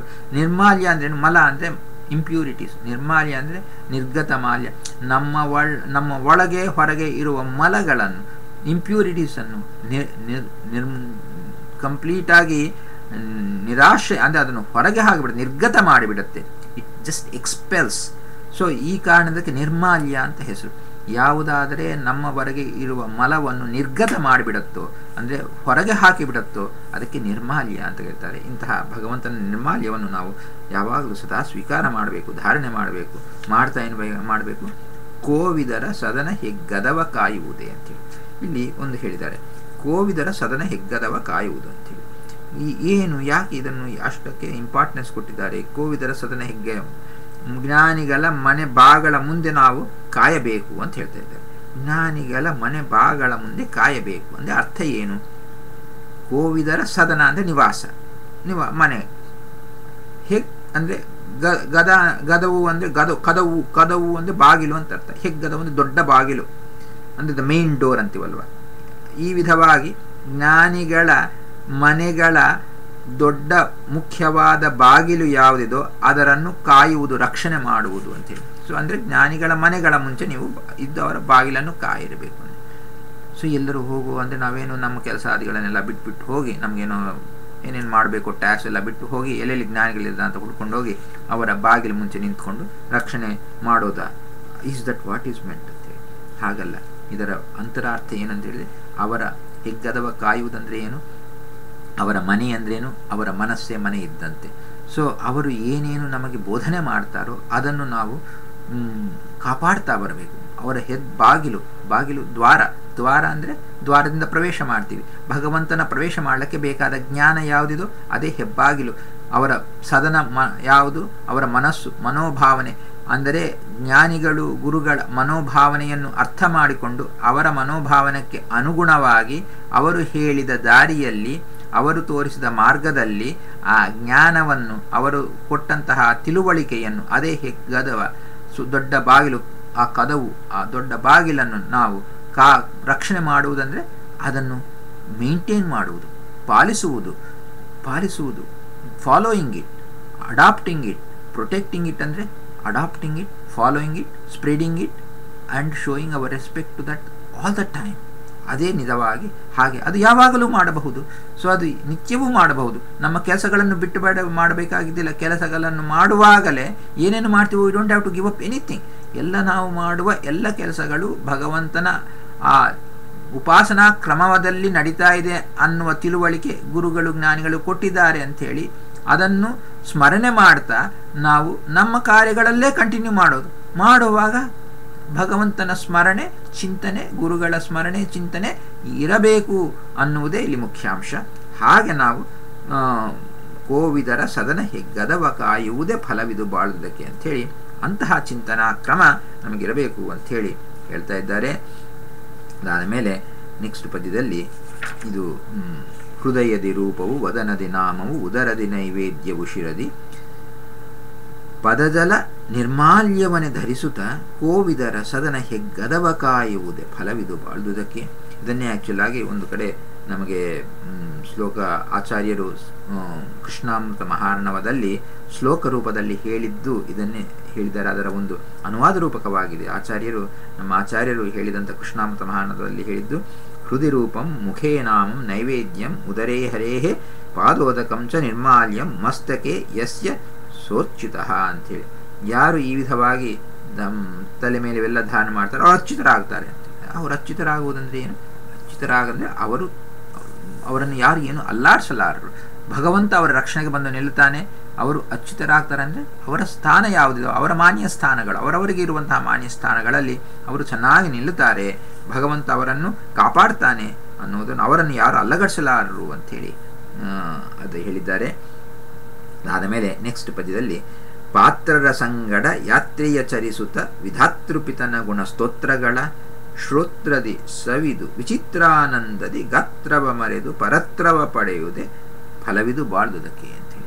ಇಲ್ಲಿ ಪಾತ್ರರ ಸಂಗಡ ಯಾತ್ರೆಯ ಚರಿಸುತ್ತ, ಪಾತ್ರರು ಸತ್ಪಾತ್ರರು, ಬ್ರಾಹ್ಮಣರು, ಯಾರ್ಯಾರು ಭಗವಂತನನ್ನು ಒಲಿಸಿಕೊಳ್ಳಲಕ್ಕೆ ಉದ್ಯುಕ್ತರಾಗಿದ್ದಾರೆ ಅವರು. ಸೊ ಬದುಕನ್ನು ಸಫಲಗೊಳಿಸಿಕೊಳ್ಳಕ್ಕೆ ಅನೇಕ ಮಾರ್ಗಗಳಿವೆ. ಏನು ಜಪ ಮಾಡ್ಬೋದು, ತಪ ಮಾಡ್ಬೋದು, ಯಜ್ಞ, ಧ್ಯಾನ, ದೇವ ಬ್ರಾಹ್ಮಣರ ಪೂಜೆ, ಸೇವೆ, ಅನೇಕ ವಿಧವಾದ ಮಾರ್ಗ ಮಾಡ್ಬೋದು. ಅದರಲ್ಲಿ ಯಾತ್ರೆಯೂ ಒಂದು. ಯಾತ್ರೆ ಅಂದರೆ ಏನು? ಫಸ್ಟ್ ಆಫ್ ಆಲ್ ಯಾತ್ರೆ, ನಾವು ಎಲ್ಲಿಗೆ ಹೋಗ್ತೀವಿ? ಭಗವಂತನ ದರ್ಶನ ಮಾಡ್ಕೊಳ್ಳೋಕ್ಕೆ ಯಾತ್ರೆ ಹೋಗ್ತೀವಿ. ಬಹಳ ಜನಕ್ಕೆ ಈ ಸಂಶಯಗಳು ಬರುತ್ತೆ. ಏನಂತೇಳಿದ್ರೆ, ಮನೆಯಲ್ಲಿಯೇ ದೇವರಿದ್ದಾನೆ, ಮನೆಯಲ್ಲಿ ದೇವ್ರ ಪೂಜೆ ಮಾಡಿದರೆ ಸಾಕಾಗಲ್ಲವ, ಯಾಕೆ ಯಾತ್ರೆಗೆ ಹೋಗಬೇಕು? ಸ್ಥಾನಗಳಲ್ಲಿ ಯಾಕೆ ಹೋಗಬೇಕು?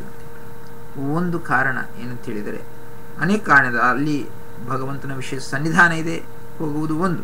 ಅಷ್ಟೇ ಅಲ್ಲದೆ ಅಲ್ಲಿ ಸಜ್ಜನರ ಜೊತೆಲಿ ಯಾತ್ರಕ್ಕೆ ಹೋಗಬೇಕಂದ್ರೆ ಸುಮ್ಮನೆ ಏನೋ ಯಾತ್ರಕ್ಕೆ ಹೋಗೋದಲ್ಲ, ಟೈಮ್ ಪಾಸ್ಗೆ ಯಾತ್ರಕ್ಕೆ ಹೋಗೋದಲ್ಲ. ಸಜ್ಜನರ ಜೊತೆಲಿ ಭಗವಂತನ ನಿರಂತರ ಚಿಂತನೆಯಿಂದ ನಡೆಸುವಂತಹ ಯಾತ್ರೆ ಯಾವುದಿದೆ ಆ ಯಾತ್ರೆ, ಅದು ನಿಜವಾದ ಯಾತ್ರೆ. ನಮ್ಮ ಜೀವನ ಯಾತ್ರೆಯ ಜೊತೆಲಿ ಕ್ಷೇತ್ರ ಯಾತ್ರೆ ಮಾಡುವಾಗ ಆ ಕ್ಷೇತ್ರ ಯಾತ್ರೆಯಲ್ಲಿ ಸತ್ಪಾತ್ರರ ಜೊತೆಲಿ ಕ್ಷೇತ್ರ ಯಾತ್ರೆಯನ್ನು ನಾವು ಮಾಡ್ತೀವಿ. ಆ ಸತ್ಪಾತ್ರರು ಅವರ ಸಾಂಗತ್ಯದಿಂದ ನಮಗೆ ಭಗವಂತನ ಗುಣಸ್ತೋತ್ರಗಳ ಜೊತೆಲಿ ಮಾಡಬೇಕಾಗಿರುವಂತಹ ಯಾತ್ರೆ. ಅಂದರೆ ಯಾರ ಅಲ್ಲಿ ಹೇಳ್ತಾರೆ, ಸೊ ಪಾತ್ರರ ಸಂಗಡ ಯಾತ್ರೆಯ ಚರಿಸುತ್ತ ವಿಧಾತೃಪಿತನ ಗುಣಸ್ತೋತ್ರಗಳ ವಿಧಾತೃ ಅಂದರೆ ಚತುರ್ಮುಖ ಬ್ರಹ್ಮದೇವರಿಗೆ ವಿಧಾತೃ ಅಂತ. ಚತುರ್ಮುಖ ಬ್ರಹ್ಮದೇವರ ತಂದೆ ಶ್ರೀಮನ್ನಾರಾಯಣ. ಸೊ ಈ ಶ್ರೀಮನ್ನಾರಾಯಣ ಗುಣಸ್ತೋತ್ರಗಳನ್ನು ಸುಮ್ಮನೆ ದೇವರನ್ನು ಹೆಸರು ಹೇಳ್ಬೋದು. ವಿಧಾತೃಪಿತನ ಅಂತ ಯಾಕೆ ಹೇಳಿದ್ದಾರೆ? ನಾವು ಮುಂಚೆ ನೋಡಿದ್ದೀವಿ, ವಾಯುದೇವರ ಕಕ್ಷೆ ಬ್ರಹ್ಮದೇವರು ಚತುರ್ಮುಖದೇವರು ಅವರ ಮೂಲಕವಾಗಿ ಭಗವಂತನನ್ನು ಸೇರಬೇಕು.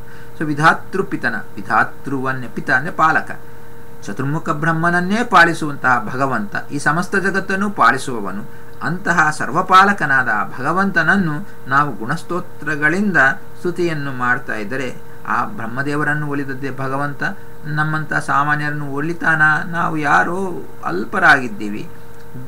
ಚತುರ್ಮುಖ ಬ್ರಹ್ಮದೇವರನ್ನು ಒಲಿಯಬಹುದು ಭಗವಂತ, ನಮ್ಮನ್ನು ಒಲಿತಾನ ಅಂತ ಸಂದೇಹ ಬಂದರೆ ಒಲಿತಾನೆ ಅಂತ ತಿಳಿಸುವಂತಹ ಪಾತ್ರರು ಜ್ಞಾನಿಗಳಾದವರು. ಇಲ್ಲ, ದೇವರು ಕರುಣಾಮಯ, ಅವನು ಬ್ರಹ್ಮದೇವರನ್ನು ಮಾತ್ರ ಅಲ್ಲ ಎಲ್ಲರನ್ನೂ ಒಲಿತಾನೆ, ಅದು ನಮಗೆ ಶಾಸ್ತ್ರಗಳಲ್ಲಿ ಸಿದ್ಧವಾಗಿದೆ ಅಂಥೇಳಿ ನಮಗೆ ನಿರಂತರ ಶಾಸ್ತ್ರ ಪ್ರವಚನಾದಿಗಳಿಂದ ನಮ್ಮ ಮನಸ್ಸಿಗೆ ಒಂದು ರಿಲೀಫು, ಸಂತಸನ್ನು, ಟ್ರ್ಯಾಂಕ್ವಿಲಿಟಿ ಕೊಡ್ತಾ ನಮ್ಮನ್ನು ಕರ್ಕೊಂಡು ಹೋಗ್ತಾರೆ ತೀರ್ಥಯಾತ್ರೆ. ಅದಕ್ಕೆ ಅವರ ಜೊತೆಲಿ ತೀರ್ಥಯಾತ್ರೆಗೆ ಹೋಗಬೇಕು ಅಂತ. ಪಾತ್ರರ ಸಂಗತ್ಯದಲ್ಲಿ ಯಾತ್ರೆಯ ಚಲಿಸುತ್ತಾ ವಿಧಾತೃಪಿತನ ಗುಣಸ್ತೋತ್ರಗಳ ಆ ಭಗವಂತನ ಚತುರ್ಮುಖ ಬ್ರಹ್ಮದೇವರ ತಂದೆಯಾದ ಭಗವಂತನ ಗುಣಸ್ತೋತ್ರಗಳನ್ನು ಮಾಡಿದರೆ ಈ ಜ್ಞಾನಿಗಳು ಹೇಳ್ತಾರೆ, ಅವರು ಇಲ್ಲ ಭಗವಂತ ಅವರನ್ನು ಮಾತ್ರ ರಕ್ಷಣೆ ಮಾಡ್ತಾನೆ ಅಂತ ತಿಳ್ಕೋಬೇಡಿ. ಚತುರ್ಮುಖ ಬ್ರಹ್ಮನ ಭಗವಂತ ಎಲ್ಲರ ರಕ್ಷಣೆಯನ್ನು ಮಾಡ್ತಾನೆ. ತೃಣಾದಿ ಜೀವರಾಶಿಗಳನ್ನು ಸಹಿತ ಇಟ್ಕೊಂಡು ಭಗವಂತನ ಯಾರ್ಯಾರು ಸೇವೆ ಮಾಡ್ತಾರೋ ಎಲ್ಲರ ರಕ್ಷಣೆಯನ್ನು ಮಾಡ್ತಾನೆ ಅಂಥೇಳಿ ಗುಣಸ್ತೋತ್ರಗಳ ಶ್ರೋತೃದಿ ಸವಿದು. ಅದಕ್ಕೆ ಹೇಳ್ತಾ ಯಾತ್ರೆಗಳನ್ನು ಸಂಗಡ ಸಜ್ಜನರ ಜೊತೆಲಿ ಯಾಕೆ ಮಾಡಬೇಕಂದ್ರೆ ಶ್ರೋತ್ರದಿ ಸವಿದು. ಶ್ರೋತ್ರ ಅಂದರೆ ಕಿವಿ, ಶ್ರವಣದಿಂದ ಶ್ರವಣ ಮಾಡುವುದು. ನವವಿಧ ಭಕ್ತಿಯನ್ನು ಹೇಳ್ತಾನೆ, ನವವಿಧ ಭಕ್ತಿಗಳನ್ನು ಮಾಡ್ತಾ ಹೋಗಬೇಕು. ಶ್ರವಣ ಮಾಡಬೇಕು, ಸ್ಮರಣ ಮಾಡಬೇಕು, ಕೀರ್ತನೆ ಮಾಡಬೇಕು, ಭಗವಂತನಿಗೆ ನಮಸ್ಕಾರ ಮಾಡಬೇಕು, ಪೂಜಾದಿಗಳನ್ನು ಮಾಡ್ತಾ ಇರಬೇಕು. ಎಲ್ಲವನ್ನು ಮಾಡ್ತಾ ಶ್ರೋತ್ರದಿ ಸವಿಯಬೇಕು ಅಂತ. ಸವಿದು ಅಂತ ಸುಮ್ಮನೆ ಶ್ರೋತ್ರದಿ ಕೇಳಿಬಿಟ್ಟು ಅಲ್ಲ, ಸವಿಬೇಕು. ಸವಿಯೋದನ್ನೇ ರುಚಿಯಾಗಿದೆ ಅಂತ ತಿಳಿದು ಅದನ್ನೇ ಮತ್ತು ಕೇಳ್ತಾ ಮತ್ತು ರುಚಿಯಾಗಿದೆ ಅಂಥೇಳಿ ಅದರಲ್ಲಿ ತನ್ಮಯರಾಗಿ ಲೀನಚಿತ್ತರಾಗಿ ಇರುವುದು, ಅದು ಸವಿಯುವುದು. ಈ ವಿಧವಾಗಿ ಶ್ರೋತ್ರದಿ ಶ್ರವಣಗಳಿಂದ ಸವಿದು ಭಗವಂತನನ್ನು ನಾವು ಚಿಂತನೆಯನ್ನು ಮಾಡುತ್ತಾ ವಿಚಿತ್ರಾನಂದದಿ ಗಾತ್ರವ ಮರೆದು ಪರತ್ರವ ಪಡೆಯುವುದೇ. ವಿಚಿತ್ರಾನಂದ, ಆನಂದ ವಿಚಿತ್ರವಾದ ಆನಂದ. ಏನು ವಿಚಿತ್ರ? ಯಾಕೆ ವಿಚಿತ್ರ ಆನಂದ? ಯಾಕೆ ಏನು ವಿಚಿತ್ರ ಆನಂದ ಅಂತ ಯಾಕೆ ಹೇಳಿದ್ದಾರೆ? ಆನಂದ ಅಂತ ಹೇಳಬಹುದು, ಅಂದದಿಂದ ಇರುವುದು ಅಂತೇಳಿ. ವಿಚಿತ್ರಾನಂದದಲ್ಲಿ ನಾವು ವಿಚಿತ್ರ ಅಂತ ಹೇಳಿದರೆ ಆನಂದ ನಮಗೆ ಲೋಕದಲ್ಲಿ ಏನೋ ಒಳ್ಳೆ ಪದಾರ್ಥ ಇದೆಯೋ ಆವಾಗಲೂ ಆನಂದ ಆಗುತ್ತೆ. ಯಾವುದೋ ಒಂದು ಒಳ್ಳೆ ಜಾಗಕ್ಕೆ ಹೋಗ್ಬೇಕಂತ ತೋರತ್ತಲ್ಲಿ ಹೋಗ್ತೀವಿ, ಅದು ಆನಂದ ಆಗುತ್ತೆ. ಅಂತಹ ಆನಂದ ಅಲ್ಲ ಇದು. ವಿಚಿತ್ರ ಅಂದರೆ ವಿಲಕ್ಷಣವಾದಂತಹ ಚಿತ್ರ, ನಾನಾ ವಿಧವಾದಂತಹ ಆನಂದಗಳನ್ನು ಕೊಡುವಂಥದ್ದು. ಅಂದರೆ ಇದು ಸರ್ವೋತ್ಕೃಷ್ಟ. ಲೌಕಿಕ ಸುಖಗಳಲ್ಲಿ ಸಿಗುವಂತಹ ಆನಂದವಲ್ಲ, ಲೌಕಿಕ ಸುಖಗಳಕ್ಕಿಂತ ವಿಲಕ್ಷಣವಾದ ಆನಂದ ಅಂತ ತಿಳಿಸುವುದಕ್ಕಾಗಿ ವಿಚಿತ್ರಾನಂದದಿ ಅಂತ ಹೇಳಿದ್ದಾರೆ. ವಿಧವಾಗಿ ವಿಚಿತ್ರಾನಂದದಿ ಗಾತ್ರವ ಮರೆದು ಪರತ್ರವ ಪಡೆಯುವುದೇ ಅಂತ. ನಾವು ಭಗವಂತನನ್ನು ಗಾತ್ರವ ಮರೆದು ಅಂತೀವಿ. ಗಾತ್ರವ ಮರೆದು, ಗಾತ್ರ ಅಂದರೆ ಶರೀರ, ಗಾತ್ರವ ಮರಿಬೇಕು, ಶರೀರವನ್ನು ಮರೆಯಬೇಕು. ಶರೀರವನ್ನು ಮರೆಯಬೇಕು ಅಂದರೆ ಅರ್ಥ ಏನು? ಭಗವಂತನನ್ನು ಚಿಂತನೆ ಮಾಡುವಾಗ ನಮ್ಮ ಶರೀರವನ್ನು ಮರೆಯುವುದಂದರೆ ಕುಣಿಯೋಬೇಕು, ಕುಣಿತೀವಿ, ಏನೇನೋ ಮಾಡ್ತೀವಿ. ಅಂದರೆ ಶರೀರದನ್ನು ಇದೆ ಅನ್ನುವ ಥಾಟೇ ನಮಗೆ ಬರಬಾರ್ದೇನೋ ಅಂಬಂತೆ. ನಿಜವಾಗಿ ಹಾಗೆ ಬರೋದಿಲ್ಲ, ಕಷ್ಟ. ಆದರೆ ಕುಣಿಬೇಕು ನೃತ್ಯಾದಿಗಳಿಂದ. ನೃತ್ಯದ್ಭಿ ಭಗವದ್ಭಕ್ತೈ ಸಹ ನೃತ್ಯತಿ ಕೇಶವ ಅಂತೆ. ಕುಣಿದಾಡ್ತಾ ಭಗವಂತನನ್ನು ಗಾನ ಮಾಡ್ತಾ ನಾಮಸ್ಮರಣೆ ಮಾಡ್ತಾ ಇದ್ದರೆ ನಮ್ಮ ಜೊತೆಲಿ ಭಗವಂತನೂ ಕುಣಿತಾನಂತೆ. ಭಗವಂತನ ಭಕ್ತರೂ ಕುಣಿತಾರೆ, ದೇವತೆಗಳೂ ಕುಣಿತಾರೆ, ಎಲ್ಲರೂ ಕೂಡ ಕುಣಿತಾರೆ. ನಮಗೆ ಯಾರೂ ಕಾಣಿಸೋದಿಲ್ಲ ದೇವತೆಗಳು, ಭಗವಂತ. ಆದರೆ ಎಲ್ಲರೂ ಕೂಡ ನಮ್ಮ ಜೊತೆಯಲ್ಲಿ ಕುಣಿತಾರೆ. ಅದಕ್ಕೆ ನಾವು ಗಾತ್ರವನ್ನು ಮರೆದು ನಮ್ಮ ಶರೀರವನ್ನು ಮರೆದು ಮರೆಯುವುದಂದರೆ ಏನು? ಈ ಶರೀರದ ಚಿಂತನೆಗಿಂತ ಅದನ್ನು ಬಗಿಲಿಗೆ ಇಟ್ಟು ಅದರ ಒಳಗಿರುವಂತಹ ತತ್ವಾಭಿಮಾನಿ ದೇವತೆಗಳು ಅವರಿಗೆ ನಿಯಾಮಕನಾಗಿರುವಂತಹ ಭಗವಂತನ ಚಿಂತನೆಯನ್ನು ಮಾಡಬೇಕು.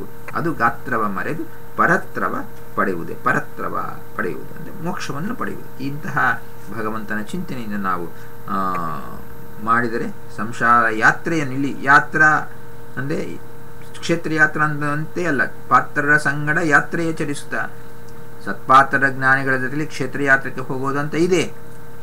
ಅಷ್ಟೇ ಅಲ್ಲ, ಯಾತ್ರಾ ಅಂದರೆ ಎಲ್ಲೆಲ್ಲಿ ಹೋಗುವುದು ಅಂತ ಅರ್ಥ. ಸೊ ಹೋಗುವುದು ಎಲ್ಲಿ? ನಾವು ಸಂಸಾರ ಯಾತ್ರವೂ ಒಂದು ಯಾತ್ರ. ಸೊ ಸಂಸಾರ ಯಾತ್ರಾ ಅನುವರ್ತಿಯಶಿ ಅಂದರೆ ನಾವು ಸಜ್ಜನರ ಜೊತೆಯಲ್ಲಿ ಸಂಸಾರ ಯಾತ್ರವನ್ನು ಮಾಡಬೇಕು. ಎಲ್ಲ ವಿಧವಾದ ಯಾತ್ರೆಗಳು, ಏನೋ ಯಾತ್ರೆಗಳಿಲ್ಲ, ಎಲ್ಲ ವಿಧವಾದ ಯಾತ್ರೆಗಳು ಭಗವಂತನ ಚಿಂತನೆಯನ್ನು ಮಾಡ್ತಾ ನಾವು ಯಾತ್ರೆಗಳನ್ನು ಮಾಡಬೇಕು ಅನ್ನುವುದನ್ನು ಅದಕ್ಕೆ ಹೇಳಿದ್ದಾರೆ. ಪ್ರೋತ್ಕಂಠ ಉದ್ಗಾಯತೆ ರೌತಿ ನೃತ್ಯತಿ ಅಂಥೇಳಿ. ದೇಹವನ್ನು ಮರೆಯುವುದಂದರೆ ದೇಹಾಭಿಮಾನವನ್ನು ಬಿಟ್ಟು ನಾವು ಪ್ರೋತ್ಕಂಠ ಉದ್ಗಾಯತಿ ರೌತಿ ನೃತ್ಯತಿ ಅಂಥೇಳಿ ಒಳ್ಳೆ ಗದ್ಗದವಾದ ಕಂಠದಿಂದ ಅಂದರೆ ಭಗವಂತನ ಆ ಸ್ಮರಣೆಯಿಂದ ಪರವಶರಾಗದಾಗ ಗದ್ಗದವಾಗುವುದಂದರೆ the voice becomes so saturated satisfaction happiness, ಗದ್ಗದವಾಗುತ್ತೆ ಅಂತೇಳಿ. ಗದ್ಗದವಾಗುವುದು ಅಂತ ಹೇಳಿದರೆ ಅದನ್ನು ಒಂದು ವಿಧವಾದಂಥ ಪರವಶದಿಂದ ಹೇಳುವಂತಹ ಮಾತುಗಳು ಬಂದಾಗ ಗದ್ಗದವಾಗುತ್ತೆ ಧ್ವನಿ. ಅಂತಹ ಗದ್ಗದ ಧ್ವನಿಯಿಂದ ಹೇಳಬಹುದು. ಇಲ್ಲ ಪ್ರೋತ್ಕಂಠ ಗಟ್ಟಿಯಾಗಿ ಜೋರಾಗಿ ಹೇಳ್ತಾ ಹಾಡಬಹುದು. ನಾವು ಭಗವಂತನನ್ನು ಮಾಡುವಾಗ ರೌತಿ ನೃತ್ಯ, ಅಳೋದು, ನಗೋದು, ಎಲ್ಲ ವಿಧವಾದ ಭಾವನೆಗಳನ್ನು ಅಂದರೆ ಎಲ್ಲವೂ ಭಗವತ್ಪರವಾದ ಭಾವನೆಗಳನ್ನು ಇಟ್ಟುಕೊಂಡು ನಾವು ಕುಣಿತಾ ಭಗವಂತನನ್ನು ಸ್ತೋತ್ರ ಮಾಡಬೇಕು. ಮಾಡಿದಾಗ ಪರತ್ರವನ್ನು ಅಂದರೆ ಮೋಕ್ಷವನ್ನು ಪಡೆಯುವುದು, ಪರಲೋಕಗಳನ್ನು ನಾವು ಹೊಂದುವಾಗ ಭಗವಂತ ನಮ್ಮನ್ನು ಆಯಾ ಲೋಕಗಳಿಗೆ ಕರ್ಕೊಂಡು ಹೋಗ್ತಾನೆ, ರಕ್ಷಣೆ ಮಾಡ್ತಾನೆ ಅನ್ನುವ ಅನುಸಂಧಾನದಿಂದ ಭಗವಂತನ ನಾವು ಚಿಂತನೆ ಮಾಡಬೇಕಂತ ಹೇಳಿದ್ದಾರೆ. ಅದಾದ ಮೇಲೆ ಸೊ ಇದನ್ನು ಬಿಟ್ಟು ಓದ್ಬಿಟ್ಟು ಮುಂಚೆಗೆ ಹೋಗೋಣ. ಪಾತ್ರರ ಸಂಗಡ ಯಾತ್ರೆಯ ಚರಿಸುತ್ತ ವಿಧಾತೃಪಿತನ ಗುಣ ಸ್ತೋತ್ರಗಳ ಶ್ರೋತ್ತುದಿ ಸವಿದು ವಿಚಿತ್ರಾನಂದದಿ ಗಾತ್ರವ ಮರೆದು ಪರತ್ರವ ಪಡೆಯುವುದೇ ಫಲವಿದು ಬಾಳ್ದುದಕ್ಕೆ. ಹಂಸ ಮೊದಲು 18 ರೂಪಗಳ ಸಂಸ್ಥಾನವ ತಿಳಿದ ಅನುದಿನದಿ ಸಂಸೇವಿಸುವ ಮಹಾಪುರುಷರ ಪದ ಪಾಂಸುವ ಧರಿಸಿ ಅಸಂಶಯವಪ್ಪುದೇ ಫಲವಿದು ಬಾಳ್ದುದಕ್ಕೆ ಅಂತೇಳಿ. ಇಲ್ಲಿ ನಮಗೆ ಹರಿಕಥಾಮೃತ ಸಾರದಲ್ಲಿ ಒಂದು ಸಂಧಿಯಲ್ಲಿ ಈ 18 ರೂಪಗಳ ಚಿಂತನೆ ಬರುತ್ತೆ. ಅದು ಯಾವುದು ಅಂತ ಹೇಳಿದರೆ ಹರಿಕಥಾಂಸಾರದಲ್ಲಿ ಬರುವಂತಹದ್ದು ನಮಗೆ ಸಕಲ ದುರಿತ ನಿವಾರಣ ಸಂಧಿ ಅಂತ. ಅದು ಬೇರೆ ಬೇರೆ ಪುಸ್ತಕಗಳಲ್ಲಿ ನಂಬರ್ ಬೇರೆ ಬೇರೆ ಇರಬಹುದು. ಬೇಸಿಕಾಗಿ ಸಂಧಿ ಹೆಸರು ಸಕಲ ದುರಿತ ನಿವಾರಣ ಸಂಧಿ ಅಂಥೇಳಿ. ಅದರಲ್ಲಿ ಬರುವಂತಹ ಪದ್ಯಗಳು ಅಲ್ಲಿ ಸುಮಾರು 16ನೇ ಪದ್ಯದಲ್ಲಿ ಹಿಡ್ಕೊಂಡು ಅಲ್ಲಿಂದ ಕಂಟಿನ್ಯೂ ಆಗಿ ಸುಮಾರಾಗಿ ಕೆಲವು ಪದ್ಯಗಳಲ್ಲಿ ಈ ಭಗವಂತನ 18 ರೂಪಗಳ ಚಿಂತನೆ ಬರುತ್ತೆ. ಅದನ್ನು ಸಂಕ್ಷೇಪವಾಗಿ ಇಲ್ಲಿ ನೋಡೋಣ. ಯಾಕಂದರೆ ಅದು ಬಹಳ ವಿಸ್ತಾರವಾಗಿ ಹೇಳಿದ್ದಾರೆ ಜಗನ್ನಾಥದಾಸರು. ಹೇಳಿದ ಒಂದೊಂದು ಶ್ಲೋಕಕ್ಕೆ ಒಂದೊಂದು ದಿನ ಆಗೋಷ್ಟು ಚೆನ್ನಾಗಿ, ಅಂದರೆ 1 ಗಂಟೆ ಹೇಳ್ಬೋದು ಅಂತ, ಅಷ್ಟೊಂದು ಚೆನ್ನಾಗಿ ಹೇಳಿದ್ದಾರೆ. ಅದನ್ನು ಸಂಕ್ಷೇಪವಾಗಿ ಜಸ್ಟ್ ಬ್ರೀಫಾಗಿ ಏನು ಹೇಳಿದ್ದಾರೆ ನೋಡೋಣ. 16ನೇ ಶ್ಲೋಕ ಹರಿಕಥಾಮೃತಸಾರದಲ್ಲಿ ಬರುವಂತಹ ಶ್ಲೋಕ, ಇದಕ್ಕೆ ಸಂಬಂಧಪಟ್ಟದ್ದು. ಹಂಸ ಮೊದಲು 18 ರೂಪಗಳ ಅಂತ ಹೇಳುವಾಗ ಅದಕ್ಕೆ ಪೂರ್ವಭಾವಿಯಾಗಿ ಹೇಳ್ತಾರೆ. ಚೇತನಾಂತರ್ಯಾಮಿ ಲಕುಮಿ ನಾಥ ಕರ್ಮಗಳನುಸರಿಸಿ ಜನಿತೋತ ವಿಷ್ಣು ಎಂಬ ಶ್ರುತಿ ಪ್ರತಿಪಾದ್ಯನೆಮ್ಮೊಡನೆ ಜಾತನಾಗುವ ಜನ್ಮರಹಿತ ಕೂತಿನಂದನ ಭಕ್ತರಿಂದಾಹೂತನಾಗಿ ಮನೋರಥವ ಬೇಡಿಸಿ ಕೊಳದಲೀವ ಅಂಥೇಳಿ. ಭಗವಂತ ಇದು ಇರುವಂತಹ ವೇದ ವಚನ ಏನು ಅಂತ ಹೇಳಿದರೆ ಸೋಮ ಪವತೆ ಜನಿತ ಅಂಥೇಳಿ ಅಲ್ಲಿ ಬರುತ್ತೆ. ಅಲ್ಲಿ ಬರುವಂತಹ ಸ್ತೋತ್ರ ವೇದವಾಕ್ಕು ಸೋಮ ಪವತೆ ಜನಿತ ಮತೀನಾಂ ಜನಿತ ದಿವೋ ಜನಿತ ಪೃಥಿವ್ಯಾಹ ಜನಿತ ಅಗ್ನೇ ಜನಿತ ಸೂರ್ಯಸ್ಯ ಜನಿತ ಇಂದ್ರಸ್ಯ ಜನಿತೋಥ ವಿಷ್ಣು ಅಂತೇಳಿ. ಭಗವಂತ ಈ ರೂಪಗಳಿಂದ ಭಗವಂತ ಅಲ್ಲಿ ಹುಟ್ಟುತ್ತಾನೆ. ಅಂದರೆ ಏನು ಹುಟ್ಟುವುದು? ಭಗವಂತನಿಗೆ ಹುಟ್ಟುವೇ ಇಲ್ಲ, ಭಗವಂತ ಹುಟ್ಟುತ್ತಾನೆ. ಜಾತನಾಗುವ ಜನ್ಮರಹಿತನಾದವನು ಜಾತನಾಗುತ್ತಾನೆ. ಅಂದರೆ ಜನಿತೋಥ ವಿಷ್ಣು ಶ್ರುತಿ ಪ್ರತಿಪಾದ್ಯನು. ಆ ಭಗವಂತ ಶ್ರುತಿ ಪ್ರತಿಪಾದ್ಯನಾದ ಭಗವಂತ ಈ ಶ್ರುತಿಗಳಲ್ಲಿ ಹೇಳಿದಂತೆ ಹುಟ್ಟುತ್ತಾ ಹುಟ್ಟು ಇಲ್ಲದವನು ಹುಟ್ಟುತ್ತಾ ಬರ್ತಾನೆ. ಹೇಗೆ ಹುಟ್ಟುತ್ತಾನೆ?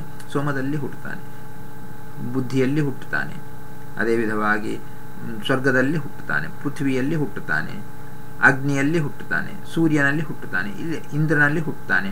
ಈ ವಿಧವಾಗಿ ಭಗವಂತ ವಿಷ್ಣು ನಾಮಕ ನಾರಾಯಣ ಎಲ್ಲ ಸ್ಥಾನಗಳಲ್ಲಿ ಈ ವಿಧವಾಗಿ ಹುಟ್ಟಿ ಹುಟ್ಟಿ ಬರ್ತಾನೆ. ಹುಟ್ಟಿ ಬಂದು ಇಷ್ಟು 18 ರೂಪಗಳನ್ನು ಧಾರಣೆ ಮಾಡ್ತಾನೆ ಅಂತೇಳಿ ಅದನ್ನು ಹೇಳ್ತಾರೆ ನೆಕ್ಸ್ಟ್ ಪದ್ಯಗಳಲ್ಲಿ.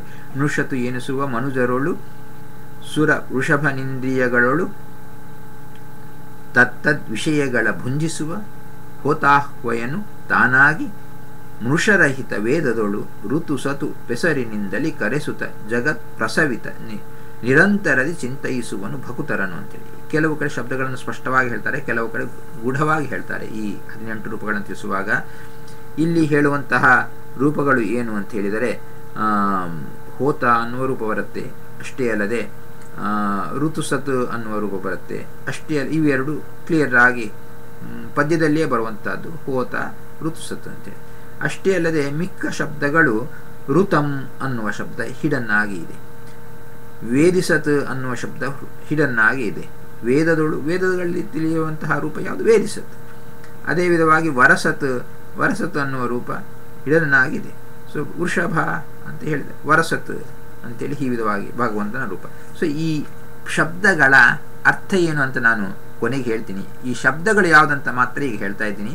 ಈ ಶಬ್ದಗಳಿಗೆ ಮತ್ತು ಒಳ್ಳೆ ಅರ್ಥಗಳನ್ನೆಲ್ಲ ತಿಳಿಸಿಕೊಟ್ಟಿದ್ದಾರೆ. ಆ ಅರ್ಥಗಳ ಚಿಂತನೆಗೆ ಬರೋಣ. ಬಟ್ ಈ ಶಬ್ದಗಳು ಏನೇನಿದೆ ಅನ್ನೋದು ಇಲ್ಲಿ ಪದ್ಯಗಳಿಂದ ಸುಮ್ಮನೆ ನೋಡಿಬಿಟ್ಟು, ಅಬ್ಜ ಭವಪಿತ ಜಲಧರಾದ್ರಿಯೋಳ್ ಅಬ್ಜ ಗೋಜಾದ್ರಿಜನೆನಿಸಿ ಜಲ ದುಬ್ಬಳೆ ಪೀಯೂಷ ದಾವರೆ ಶ್ರೀ ಶಶಾಂಕರೊಳು ಕಬ್ಬು ಕದಲಿ ಲತಾ ತೃಣ ದ್ರುಮ ಹೆಬ್ಬುಗೆಯ ಮಾಡುತಿಹ ಗೋಜನು ಇಬ್ಬಗೆ ಪ್ರತೀಕ ಮಣಿ ಮೃಗ ಸುಜಿಪ ನದ್ರಿಜನು ಅಂಥೇಳಿ. ಸೊ ಇಲ್ಲಿ ಬರುವಾಗ ಇಲ್ಲಿ ಕೂಡ ಕೆಲವು ಶಬ್ದಗಳು, ದ್ರೋಣಸತ್ ಅನ್ನುವುದು ಹಿಡನ್ ಆಗಿರುವಂತಹ ಶಬ್ದ, ಸ್ಪಷ್ಟವಾಗಿ ಪದ್ಯದಲ್ಲೇ ಎಲ್ಲಿ ಬರುತ್ತೆ, ತೃಣ ದ್ರುಮ ಹೆಬ್ಬುಗೆಯ ಅಂತೇಳಿ. ಸೊ ಅಲ್ಲಿ ಹೇಳುವಾಗ ದ್ರೋಣಸತ್. ಅದಾದ ಮೇಲೆ ಅಬ್ಜಜ, ಗೋಜ, ಅದ್ರಿಜ ಅನ್ನುವ ಶಬ್ದಗಳು ಸ್ಪಷ್ಟವಾಗಿಯೇ ಇದರಲ್ಲಿ ಹೇಳಿದ್ದಾರೆ. ಸೊ ಈ ರೂಪಗಳ ಚಿಂತನೆ, ಈ ಶಬ್ದಗಳ ಅರ್ಥಕ್ಕೆ ಬರೋಣ. ಈ ರೂಪಗಳ ಭಗವಂತನ ರೂಪಗಳ ಚಿಂತನೆ ಮಾಡಬೇಕು ಅಂತೇಳಿ.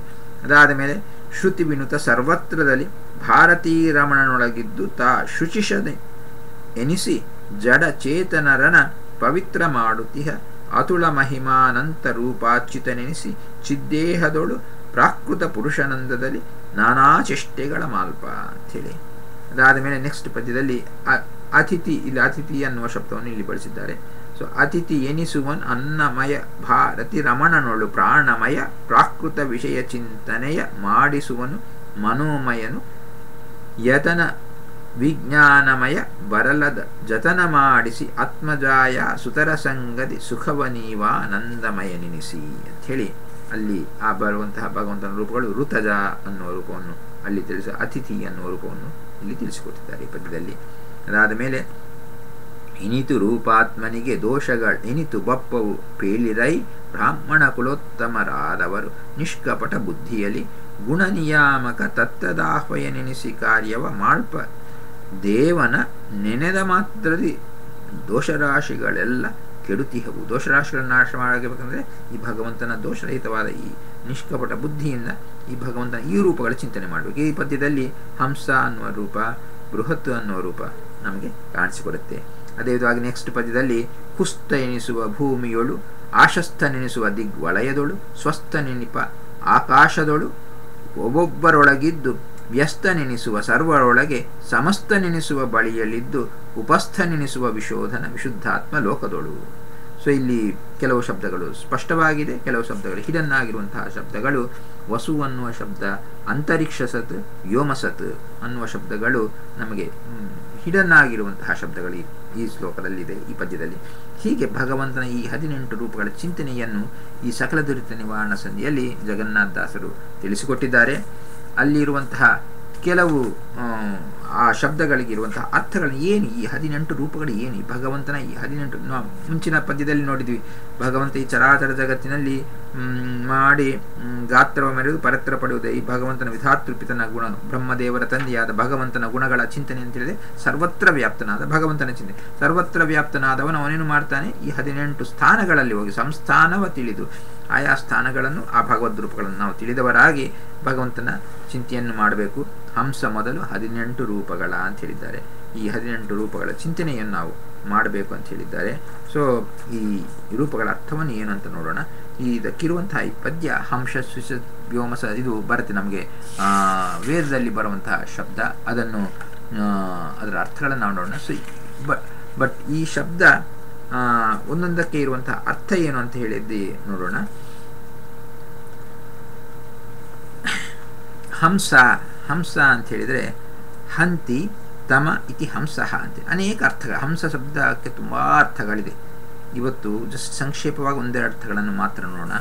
ಹಂಸಃ ಹಂಸಃ ಅಂತ ಹೇಳಿದರೆ ಹಂತಿ ತಮಃ, ತಮಸ್ಸನ್ನು ಅಂಧಕಾರವನ್ನು ಅಜ್ಞಾನವನ್ನು ನಾಶ ಮಾಡುವಂತಹ ಭಗವದ್ರೂಪ, ಅದಕ್ಕೆ ಹಂಸ ಹಂಸ ಅಂತ ಕರೀತಾರೆ. ನಾವು ಆ ರೂಪದ ಚಿಂತನೆಯನ್ನು ಇಲ್ಲಿ ಮಾಡಬೇಕು. ಇದಕ್ಕೆ ಮೂಲ ಮಂತ್ರ ಹಂಸ ಶುಷ್ಯದ್ ವಸು ಅಂತರಿಕ್ಷಸತ್ ಹೋತ ವೇದಿಷತ್ ಅತಿಥಿ ದುರೋಣಸತ್ ನೃಷತ್ ವರಸತ್ ಋತಸತ್ ವ್ಯೋಮಸತ್ ಅಬ್ಜ ಗೋಜ ಋತಜ ಅದ್ರಿಜ ಋತಂ ಬೃಹತ್ ಅಂಥೇಳಿ ಕಠೋಪನಿಷತ್ನಲ್ಲಿ ಬರುವಂಥ ಮಂತ್ರ ಇದು. ಸೊ ಇದನ್ನು ಅಲ್ಲಿ ಹೇಳಿದ್ದಾರೆ. ಇಲ್ಲಿ ಹಂಸಃ ಹಂತಿ ತಮ ಇತಿ ಹಂಸಃ ಅಂತೇಳಿ ಹನ ಹಿಂಸಾಗತ್ಯೋ ಅಂತೇಳಿ ಇಲ್ಲಿ ತಮಸ್ಸನ್ನು ಭಗವಂತ ನಿರ್ಮೂಲ ಮಾಡ್ತಾನೆ. ಒಂದು ಅಂದರೆ ಬೇರೆಯವರ ತಮಸ್ಸನ್ನು ತೆಗಿತಾನೆ, ತಾನು ಯಾವಾಗಲೂ ತಮಸ್ಸಿಗೆ ಒಳಗಾಗದೇ ಇದ್ದಾನೆ. ಸೊ ಈ ವಿಧವಾಗಿ ಇರುವ ಭಗವದ್ರೂಪ, ಅದಕ್ಕೆ ಹಂಸ ಅಂತೇಳಿ. ಈ ಹಂಸ ರೂಪಕ್ಕೆ ಸಂಸ್ಥಾನ ಯಾವುದು? ಸೂರ್ಯ. ಹಂಸ ರೂಪದಿಂದ ಸೂರ್ಯ ಅಂತರ್ಗತನಾಗಿ ಭಗವಂತ ಇದ್ದಾನೆ, ಈ ಹಂಸ ಅನ್ನುವುದು. ಅದಾದ ಮೇಲೆ ಶುಚಿಷತ್ ಶುಚಿಷತ್ ಅಂದರೆ ಶುಚಿತ್ವಾತ್ ಶುಚಿ ಅದಕ್ಕೆ ವಾಯು ತಸ್ಮಿನ್ ತಿಷ್ಠತಿ ಶುಚಿಷತ್ ಅಂತೇಳಿ. ಶುಚಿಯೇ ಅಂದರೆ ಏನು? ಶುಚಿ ಅಂದರೆ ಪವಿತ್ರವಾಗಿರುವಂಥದ್ದು, ಯಾವಾಗಲೂ ಪವಿತ್ರವಾಗಿರುವಂಥದ್ದು. ಬೆಂಕಿ ಶುಚಿಯಾಗಿದೆ, ಶುಚಿಯಲ್ಲಿ ಭಗವಂತ ಇದ್ದಾನೆ, ಬೆಂಕಿಯಲ್ಲಿದ್ದಾನೆ, ಅದಿರ್ಬೋದು. ಆದರೆ ಇಲ್ಲಿ ಶುಚಿ ಅಂತೇಳಿ ಶುಚಿತ್ವ, ನಿಜವಾಗಿ ಶುಚಿ, ನಿತ್ಯ ಶುದ್ಧರಾಗಿರುವಂಥವ್ರು ವಾಯುದೇವರು. ಸೊ ಆ ವಾಯುದೇವರಲ್ಲಿ ಭಗವಂತ ಇದ್ದಾನೆ, ಅದಕ್ಕೆ ಶುಚಿಸತ್ ಅಂತೇಳಿ ಭಗವಂತನ ಹೆಸರು. ಸೊ ಈ ಹೆಸರು, ಸೊ ವಾಯುದೇವರ ಹೆಸರು ಶುಚಿ. ಸೊ ಶುಚಿಸತ್ ರೂಪ, ಅದಕ್ಕೆ ಸ್ಥಾನ ಯಾವುದು? ವಾಯುದೇವರ ಸ್ಥಾನ. ಈ ಶುಚಿಷತ್ ಅನ್ನುವ ರೂಪದಲ್ಲಿ ಭಗವಂತ ಅಂದರೆ ವಾಯುದೇವರಲ್ಲಿ ನೆಲೆಸಿದ್ದಾನೆ ಅನ್ನುವ ಅನುಸಂಧಾನದಿಂದ ಈ ವಾಯುದೇವಸ್ಥಾನಾದ ಈ ರೂಪವನ್ನು ಚಿಂತನೆ ಮಾಡಬೇಕು ಅಂತ. ಅದಾದ ಮೇಲೆ ವಸುಹು ವಸುಸ್ಥಿತತ್ವಾತ್ ವಸು, ವಾಸನೆ ಮಾಡುವನು ಅಂದರೆ ವಸನ ಮಾಡುವವನು. One who dwells, one who lives ಅಂದರೆ ಪಿತೃದೇವತೆಗಳಾದ ಅಷ್ಟ ವಸುಗಳಲ್ಲಿ ಇದ್ದಾನೆ, ಅದು ವಸು. ಯಾಕಂದರೆ ವಸು ಅಂತೇಳಿ ಕರೆಯಲ್ಪಡುವಂಥದ್ದು. ಸೊ ವಸು ರೂಪ ಭಗವಂತ ಅಷ್ಟ ವಸುಗಳಲ್ಲಿ ನೆಲೆಸಿರುವಂತಹ. ಸೊ ಇಲ್ಲಿ ಸ್ಥಾನ ಯಾವುದು? ವಸುಗಳೇ ಸ್ಥಾನ. ಅಲ್ಲಿರುವಂತಹ ಭಗವಂತ ವಸು ಅಂದರೆ ಅರ್ಥೇನು? ವಾಸ ಮಾಡುವವನು, ಎಲ್ಲ ಕಡೆ ನೆಲೆಸಿರುವವನು. ಆದ ಕಾರಣ ವಸುಹು ಅಂತ ಹೆಸರು. ಅದಾದ ಮೇಲೆ ಅಂತರಿಕ್ಷ ಸತ್ ಅಂತೇಳಿ. ಅಂತರಿಕ್ಷ ಅಂದರೆ ಅಂತರಿಕ್ಷ ಲಕ್ಷಾಹ ಲಕ್ಷ್ಮ್ಯಾತ್ಮಕ ಅಂತೇಳಿ.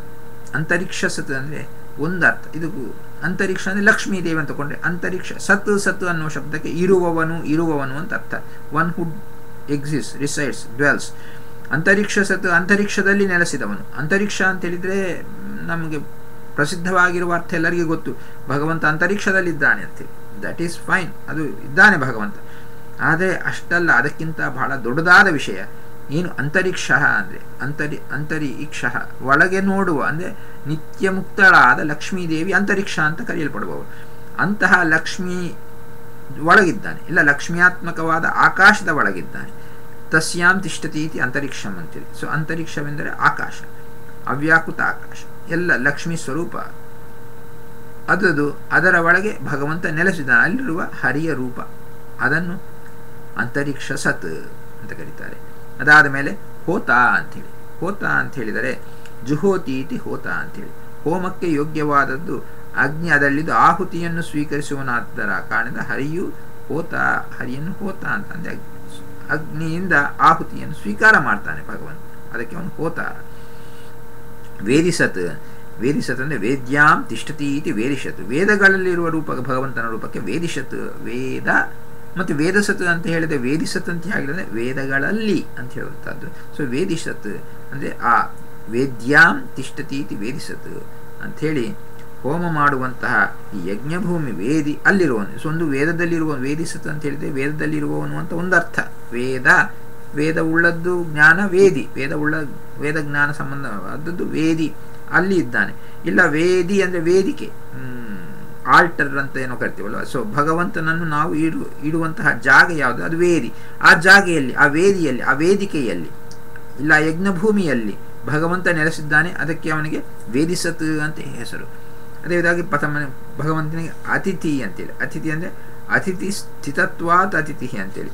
ಅತಿಥಿಯಲ್ಲಿ, ಅತಿಥಿ ಅನ್ನುವ ಶಬ್ದಕ್ಕೆ ಗೆಸ್ಟ್ ಅಂತ ನಾವು ಟ್ರಾನ್ಸ್ಲೇಟ್, ಬಟ್ ಅದು ಮೇ ಬಿ ಗೆಸ್ಟ್, ಬಟ್ ಅತಿಥಿ ಶಬ್ದಕ್ಕೆ ಸ್ವಲ್ಪ ಆಳವಾದ ಅರ್ಥ ಇದೆ. ತಿಥಿ ನಿಯಮವಿಲ್ಲದೆ ಬರ್ತಾನೆ ಅಂದರೆ ಕರೆಯದೆ, ವಿತೌಟ್ ಇನ್ವಿಟೇಷನ್ ಬಂದವನೇ ಅತಿಥಿ ಅಂತ ಕರಿತೀವಿ.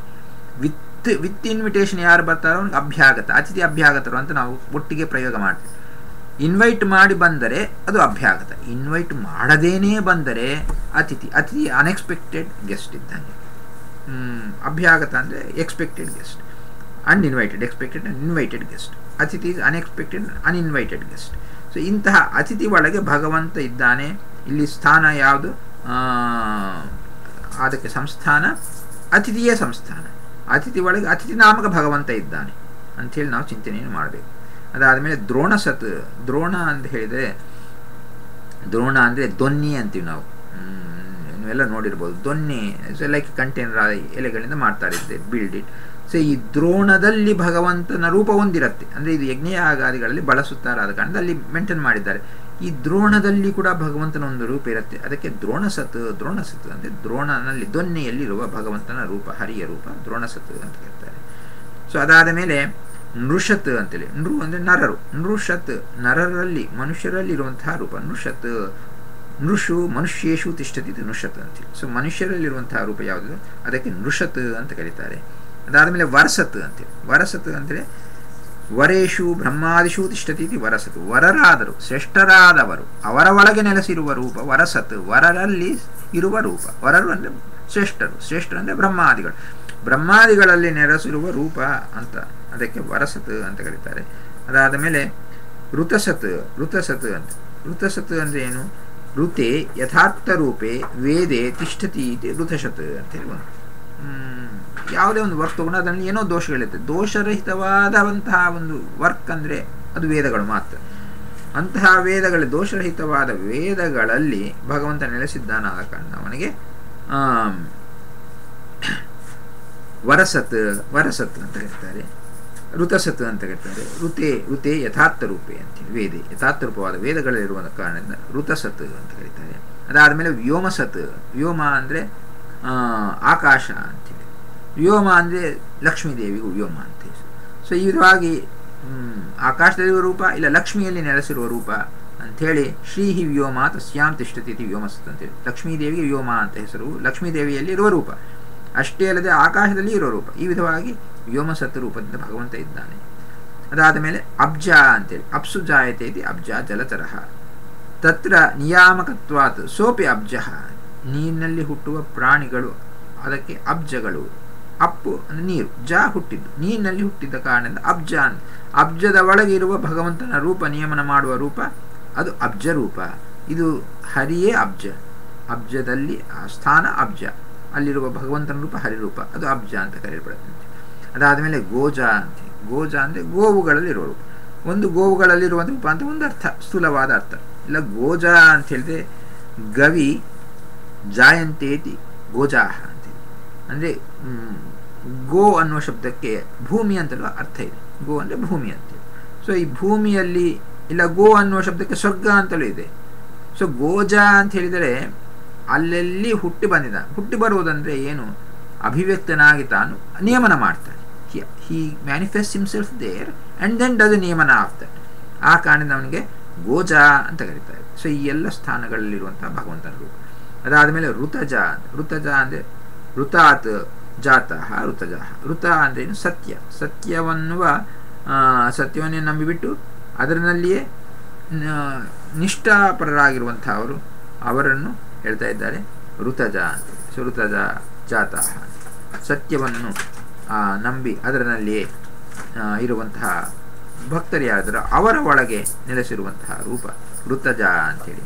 ಅದಾದ ಮೇಲೆ ಅದ್ರಿಜ ಅಂಥೇಳಿ. ಅದ್ರಿಜ ಅಂತ ಹೇಳಿದರೆ ಅದ್ರಿಷು ಪರ್ವತೇಶು ತಿಷ್ಠತಿ ಅದ್ರಿಜ. ಅದ್ರಿ ಇದು ಸ್ಪಷ್ಟವಾಗಿರುವಂತಹ ಅದ್ರಿ ಅಂದರೆ ಪರ್ವತಗಳು. ಅದಕ್ಕೆ ಹೇಮಾದ್ರಿ, ನೀಲಾದ್ರಿಗೆ ನಾನಾ ವಿಧವಾದ ಅದ್ರಿಗಳೆಲ್ಲ, ಸಿಂಹಾದ್ರಿ, ನಾರಾಯಣಾದ್ರಿ, ವೃಷಭಾದ್ರಿ ಎಲ್ಲ ಅದ್ರಿ ಅಂತ ಕರೀತಾರೆ. ಸೊ ಆ ಅದ್ರಿಯಲ್ಲಿರುವಂತಹ ಭಗವಂತನ ರೂಪವನ್ನು ನಾವು ಚಿಂತನೆ ಮಾಡಬೇಕು ಅಂತ. ಅದ್ರಿಜ ಅಂತ ಹೇಳಿದರೆ ಹಿಮಾಲಯ, ಮೇರು ಮುಂತಾದ ಪರ್ವತಗಳಲ್ಲಿ ವ್ಯಾಪ್ತನಾಗಿ ಎಲ್ಲ ತರಹದ ಶಕ್ತಿಯನ್ನು ಕೊಡುವವನಾಗಿದ್ದಾನೆ ಹರಿ. ಆದ ಕಾರಣ ಅವನಿಗೆ ಅದ್ರಿಜ ಅಂತ ಹೇಳು ಹೆಸರು. ಅದಾದ ಮೇಲೆ ಇದು ಇಲ್ಲಿಗೆ 16 ರೂಪಗಳಾಯಿತು. 17, 18 ಏನಂತ ಹೇಳಿದರೆ ಋತಂ ಬೃಹತ್ ಅನ್ನುವ ಶಬ್ದ. ಸೊ ಇಲ್ಲಿ ಋತಂ ಅಂತ ಹೇಳಿದೆ ವೇದೈ ಮುಖ್ಯತೆಯ ಪ್ರೋಕ್ತ ಋತಮಿತ್ಯೇವ ಚೋಚ್ಯತೆ ಅಂತೇಳಿ ಮುಖ್ಯತಃ ವೇದ ಪ್ರತಿಪಾದ್ಯನಾದ್ದರಿಂದ ಅವನಿಗೆ ಋತ ಅಂದರೆ ಋತಗಳಿಂದ ವೇದಗಳಿಂದಲೇ ಪ್ರತಿಪಾದ್ಯರಾಗಿರುವಂತಹ ರೂಪ ಅಂತೇಳಿ ಅದಕ್ಕೆ ಋತಂ ವೇದೈ ಮುಖ್ಯತೆಯ ಪ್ರೋಕ್ತಂ ಋತಮಿತ್ಯೇವ ಚೋಚ್ಯತೆ ಅಂತೇಳಿ ಅದು ಹೇಳಿದ್ದಾರೆ. ಅದಾದ ಮೇಲೆ ಕೊನೆಯದಾಗಿ ಬೃಹತ್. ಬೃಹತ್ ಪೂರ್ಣ. ಬೃಹತ್ ಅಂದರೆ ಅದಕ್ಕೆ ಬ್ರಹ್ಮ ಅನ್ನುವ ಶಬ್ದ ಅದರಿಂದಲೇ ಬಂತು. ಬೃಹತ್ ಅಂದರೆ ಪೂರ್ಣವಾದದ್ದು ಅಂತ ಅರ್ಥ.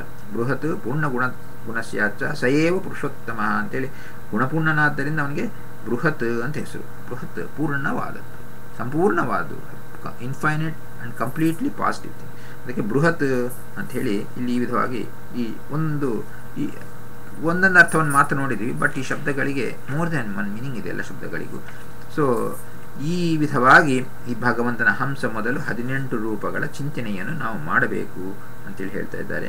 ಸೊ ಮಾಡಿದರೆ ಭಗವಂತ ಒಲಿತಾನೆ ಅಂಥೇಳಿ ಅದನ್ನು ನಾವು ದೃಷ್ಟಿಯಿಟ್ಟಬೇಕು. ಸೊ ಇಲ್ಲಿ ಹೇಳುವಂಥದ್ದು ಹಂಸ ಮೊದಲು 18 ರೂಪಗಳ ಸಂಸ್ಥಾನವ ತಿಳಿದ ಅನುದಿನದಿ ಸಂಸೇವಿಸುವ ಮಹಾಪುರುಷರ ಪದ ಪಾಂಸುವ ಧರಿಸಿ ಅಸಂಶಯವಪ್ಪುದೆ ಫಲವಿದು ಬಾಳುವುದಕ್ಕೆ ಅಂತ ಹೇಳಿದ್ದಾರೆ. ಸೊ ನಾವು ಇದರ ಇನ್ನೂ ಸ್ವಲ್ಪ ವಿಸ್ತಾರವಾದ ಅರ್ಥಗಳನ್ನು ನಾವು ನೆಕ್ಸ್ಟ್ ಕ್ಲಾಸ್ ನೋಡೋಣ. ಅಲ್ಲಿವರೆಗೂ ಎಲ್ಲರಿಗೂ ನಮಸ್ಕಾರ. ಕೃಷ್ಣಾರ್ಪಣಮಸ್ತು. ಕಾಯನ ವಾಚ ಮನಸೇಂದ್ರಿಯರ್ವ ಬುದ್ಧ್ಯಾತ್ಮನಾವ ಸ್ವಸ್ವಭಾವಾತ್ ಕರೋಮಿ ಇತ್ಯತ್ ಸಕಲಂ ಪರಸ್ಮೈ ಶ್ರೀಮನ್ನಾರಾಯಣ ಸ್ವಾಮಿ. ಕೃಷ್ಣಾರ್ಪಣಮಸ್ತು.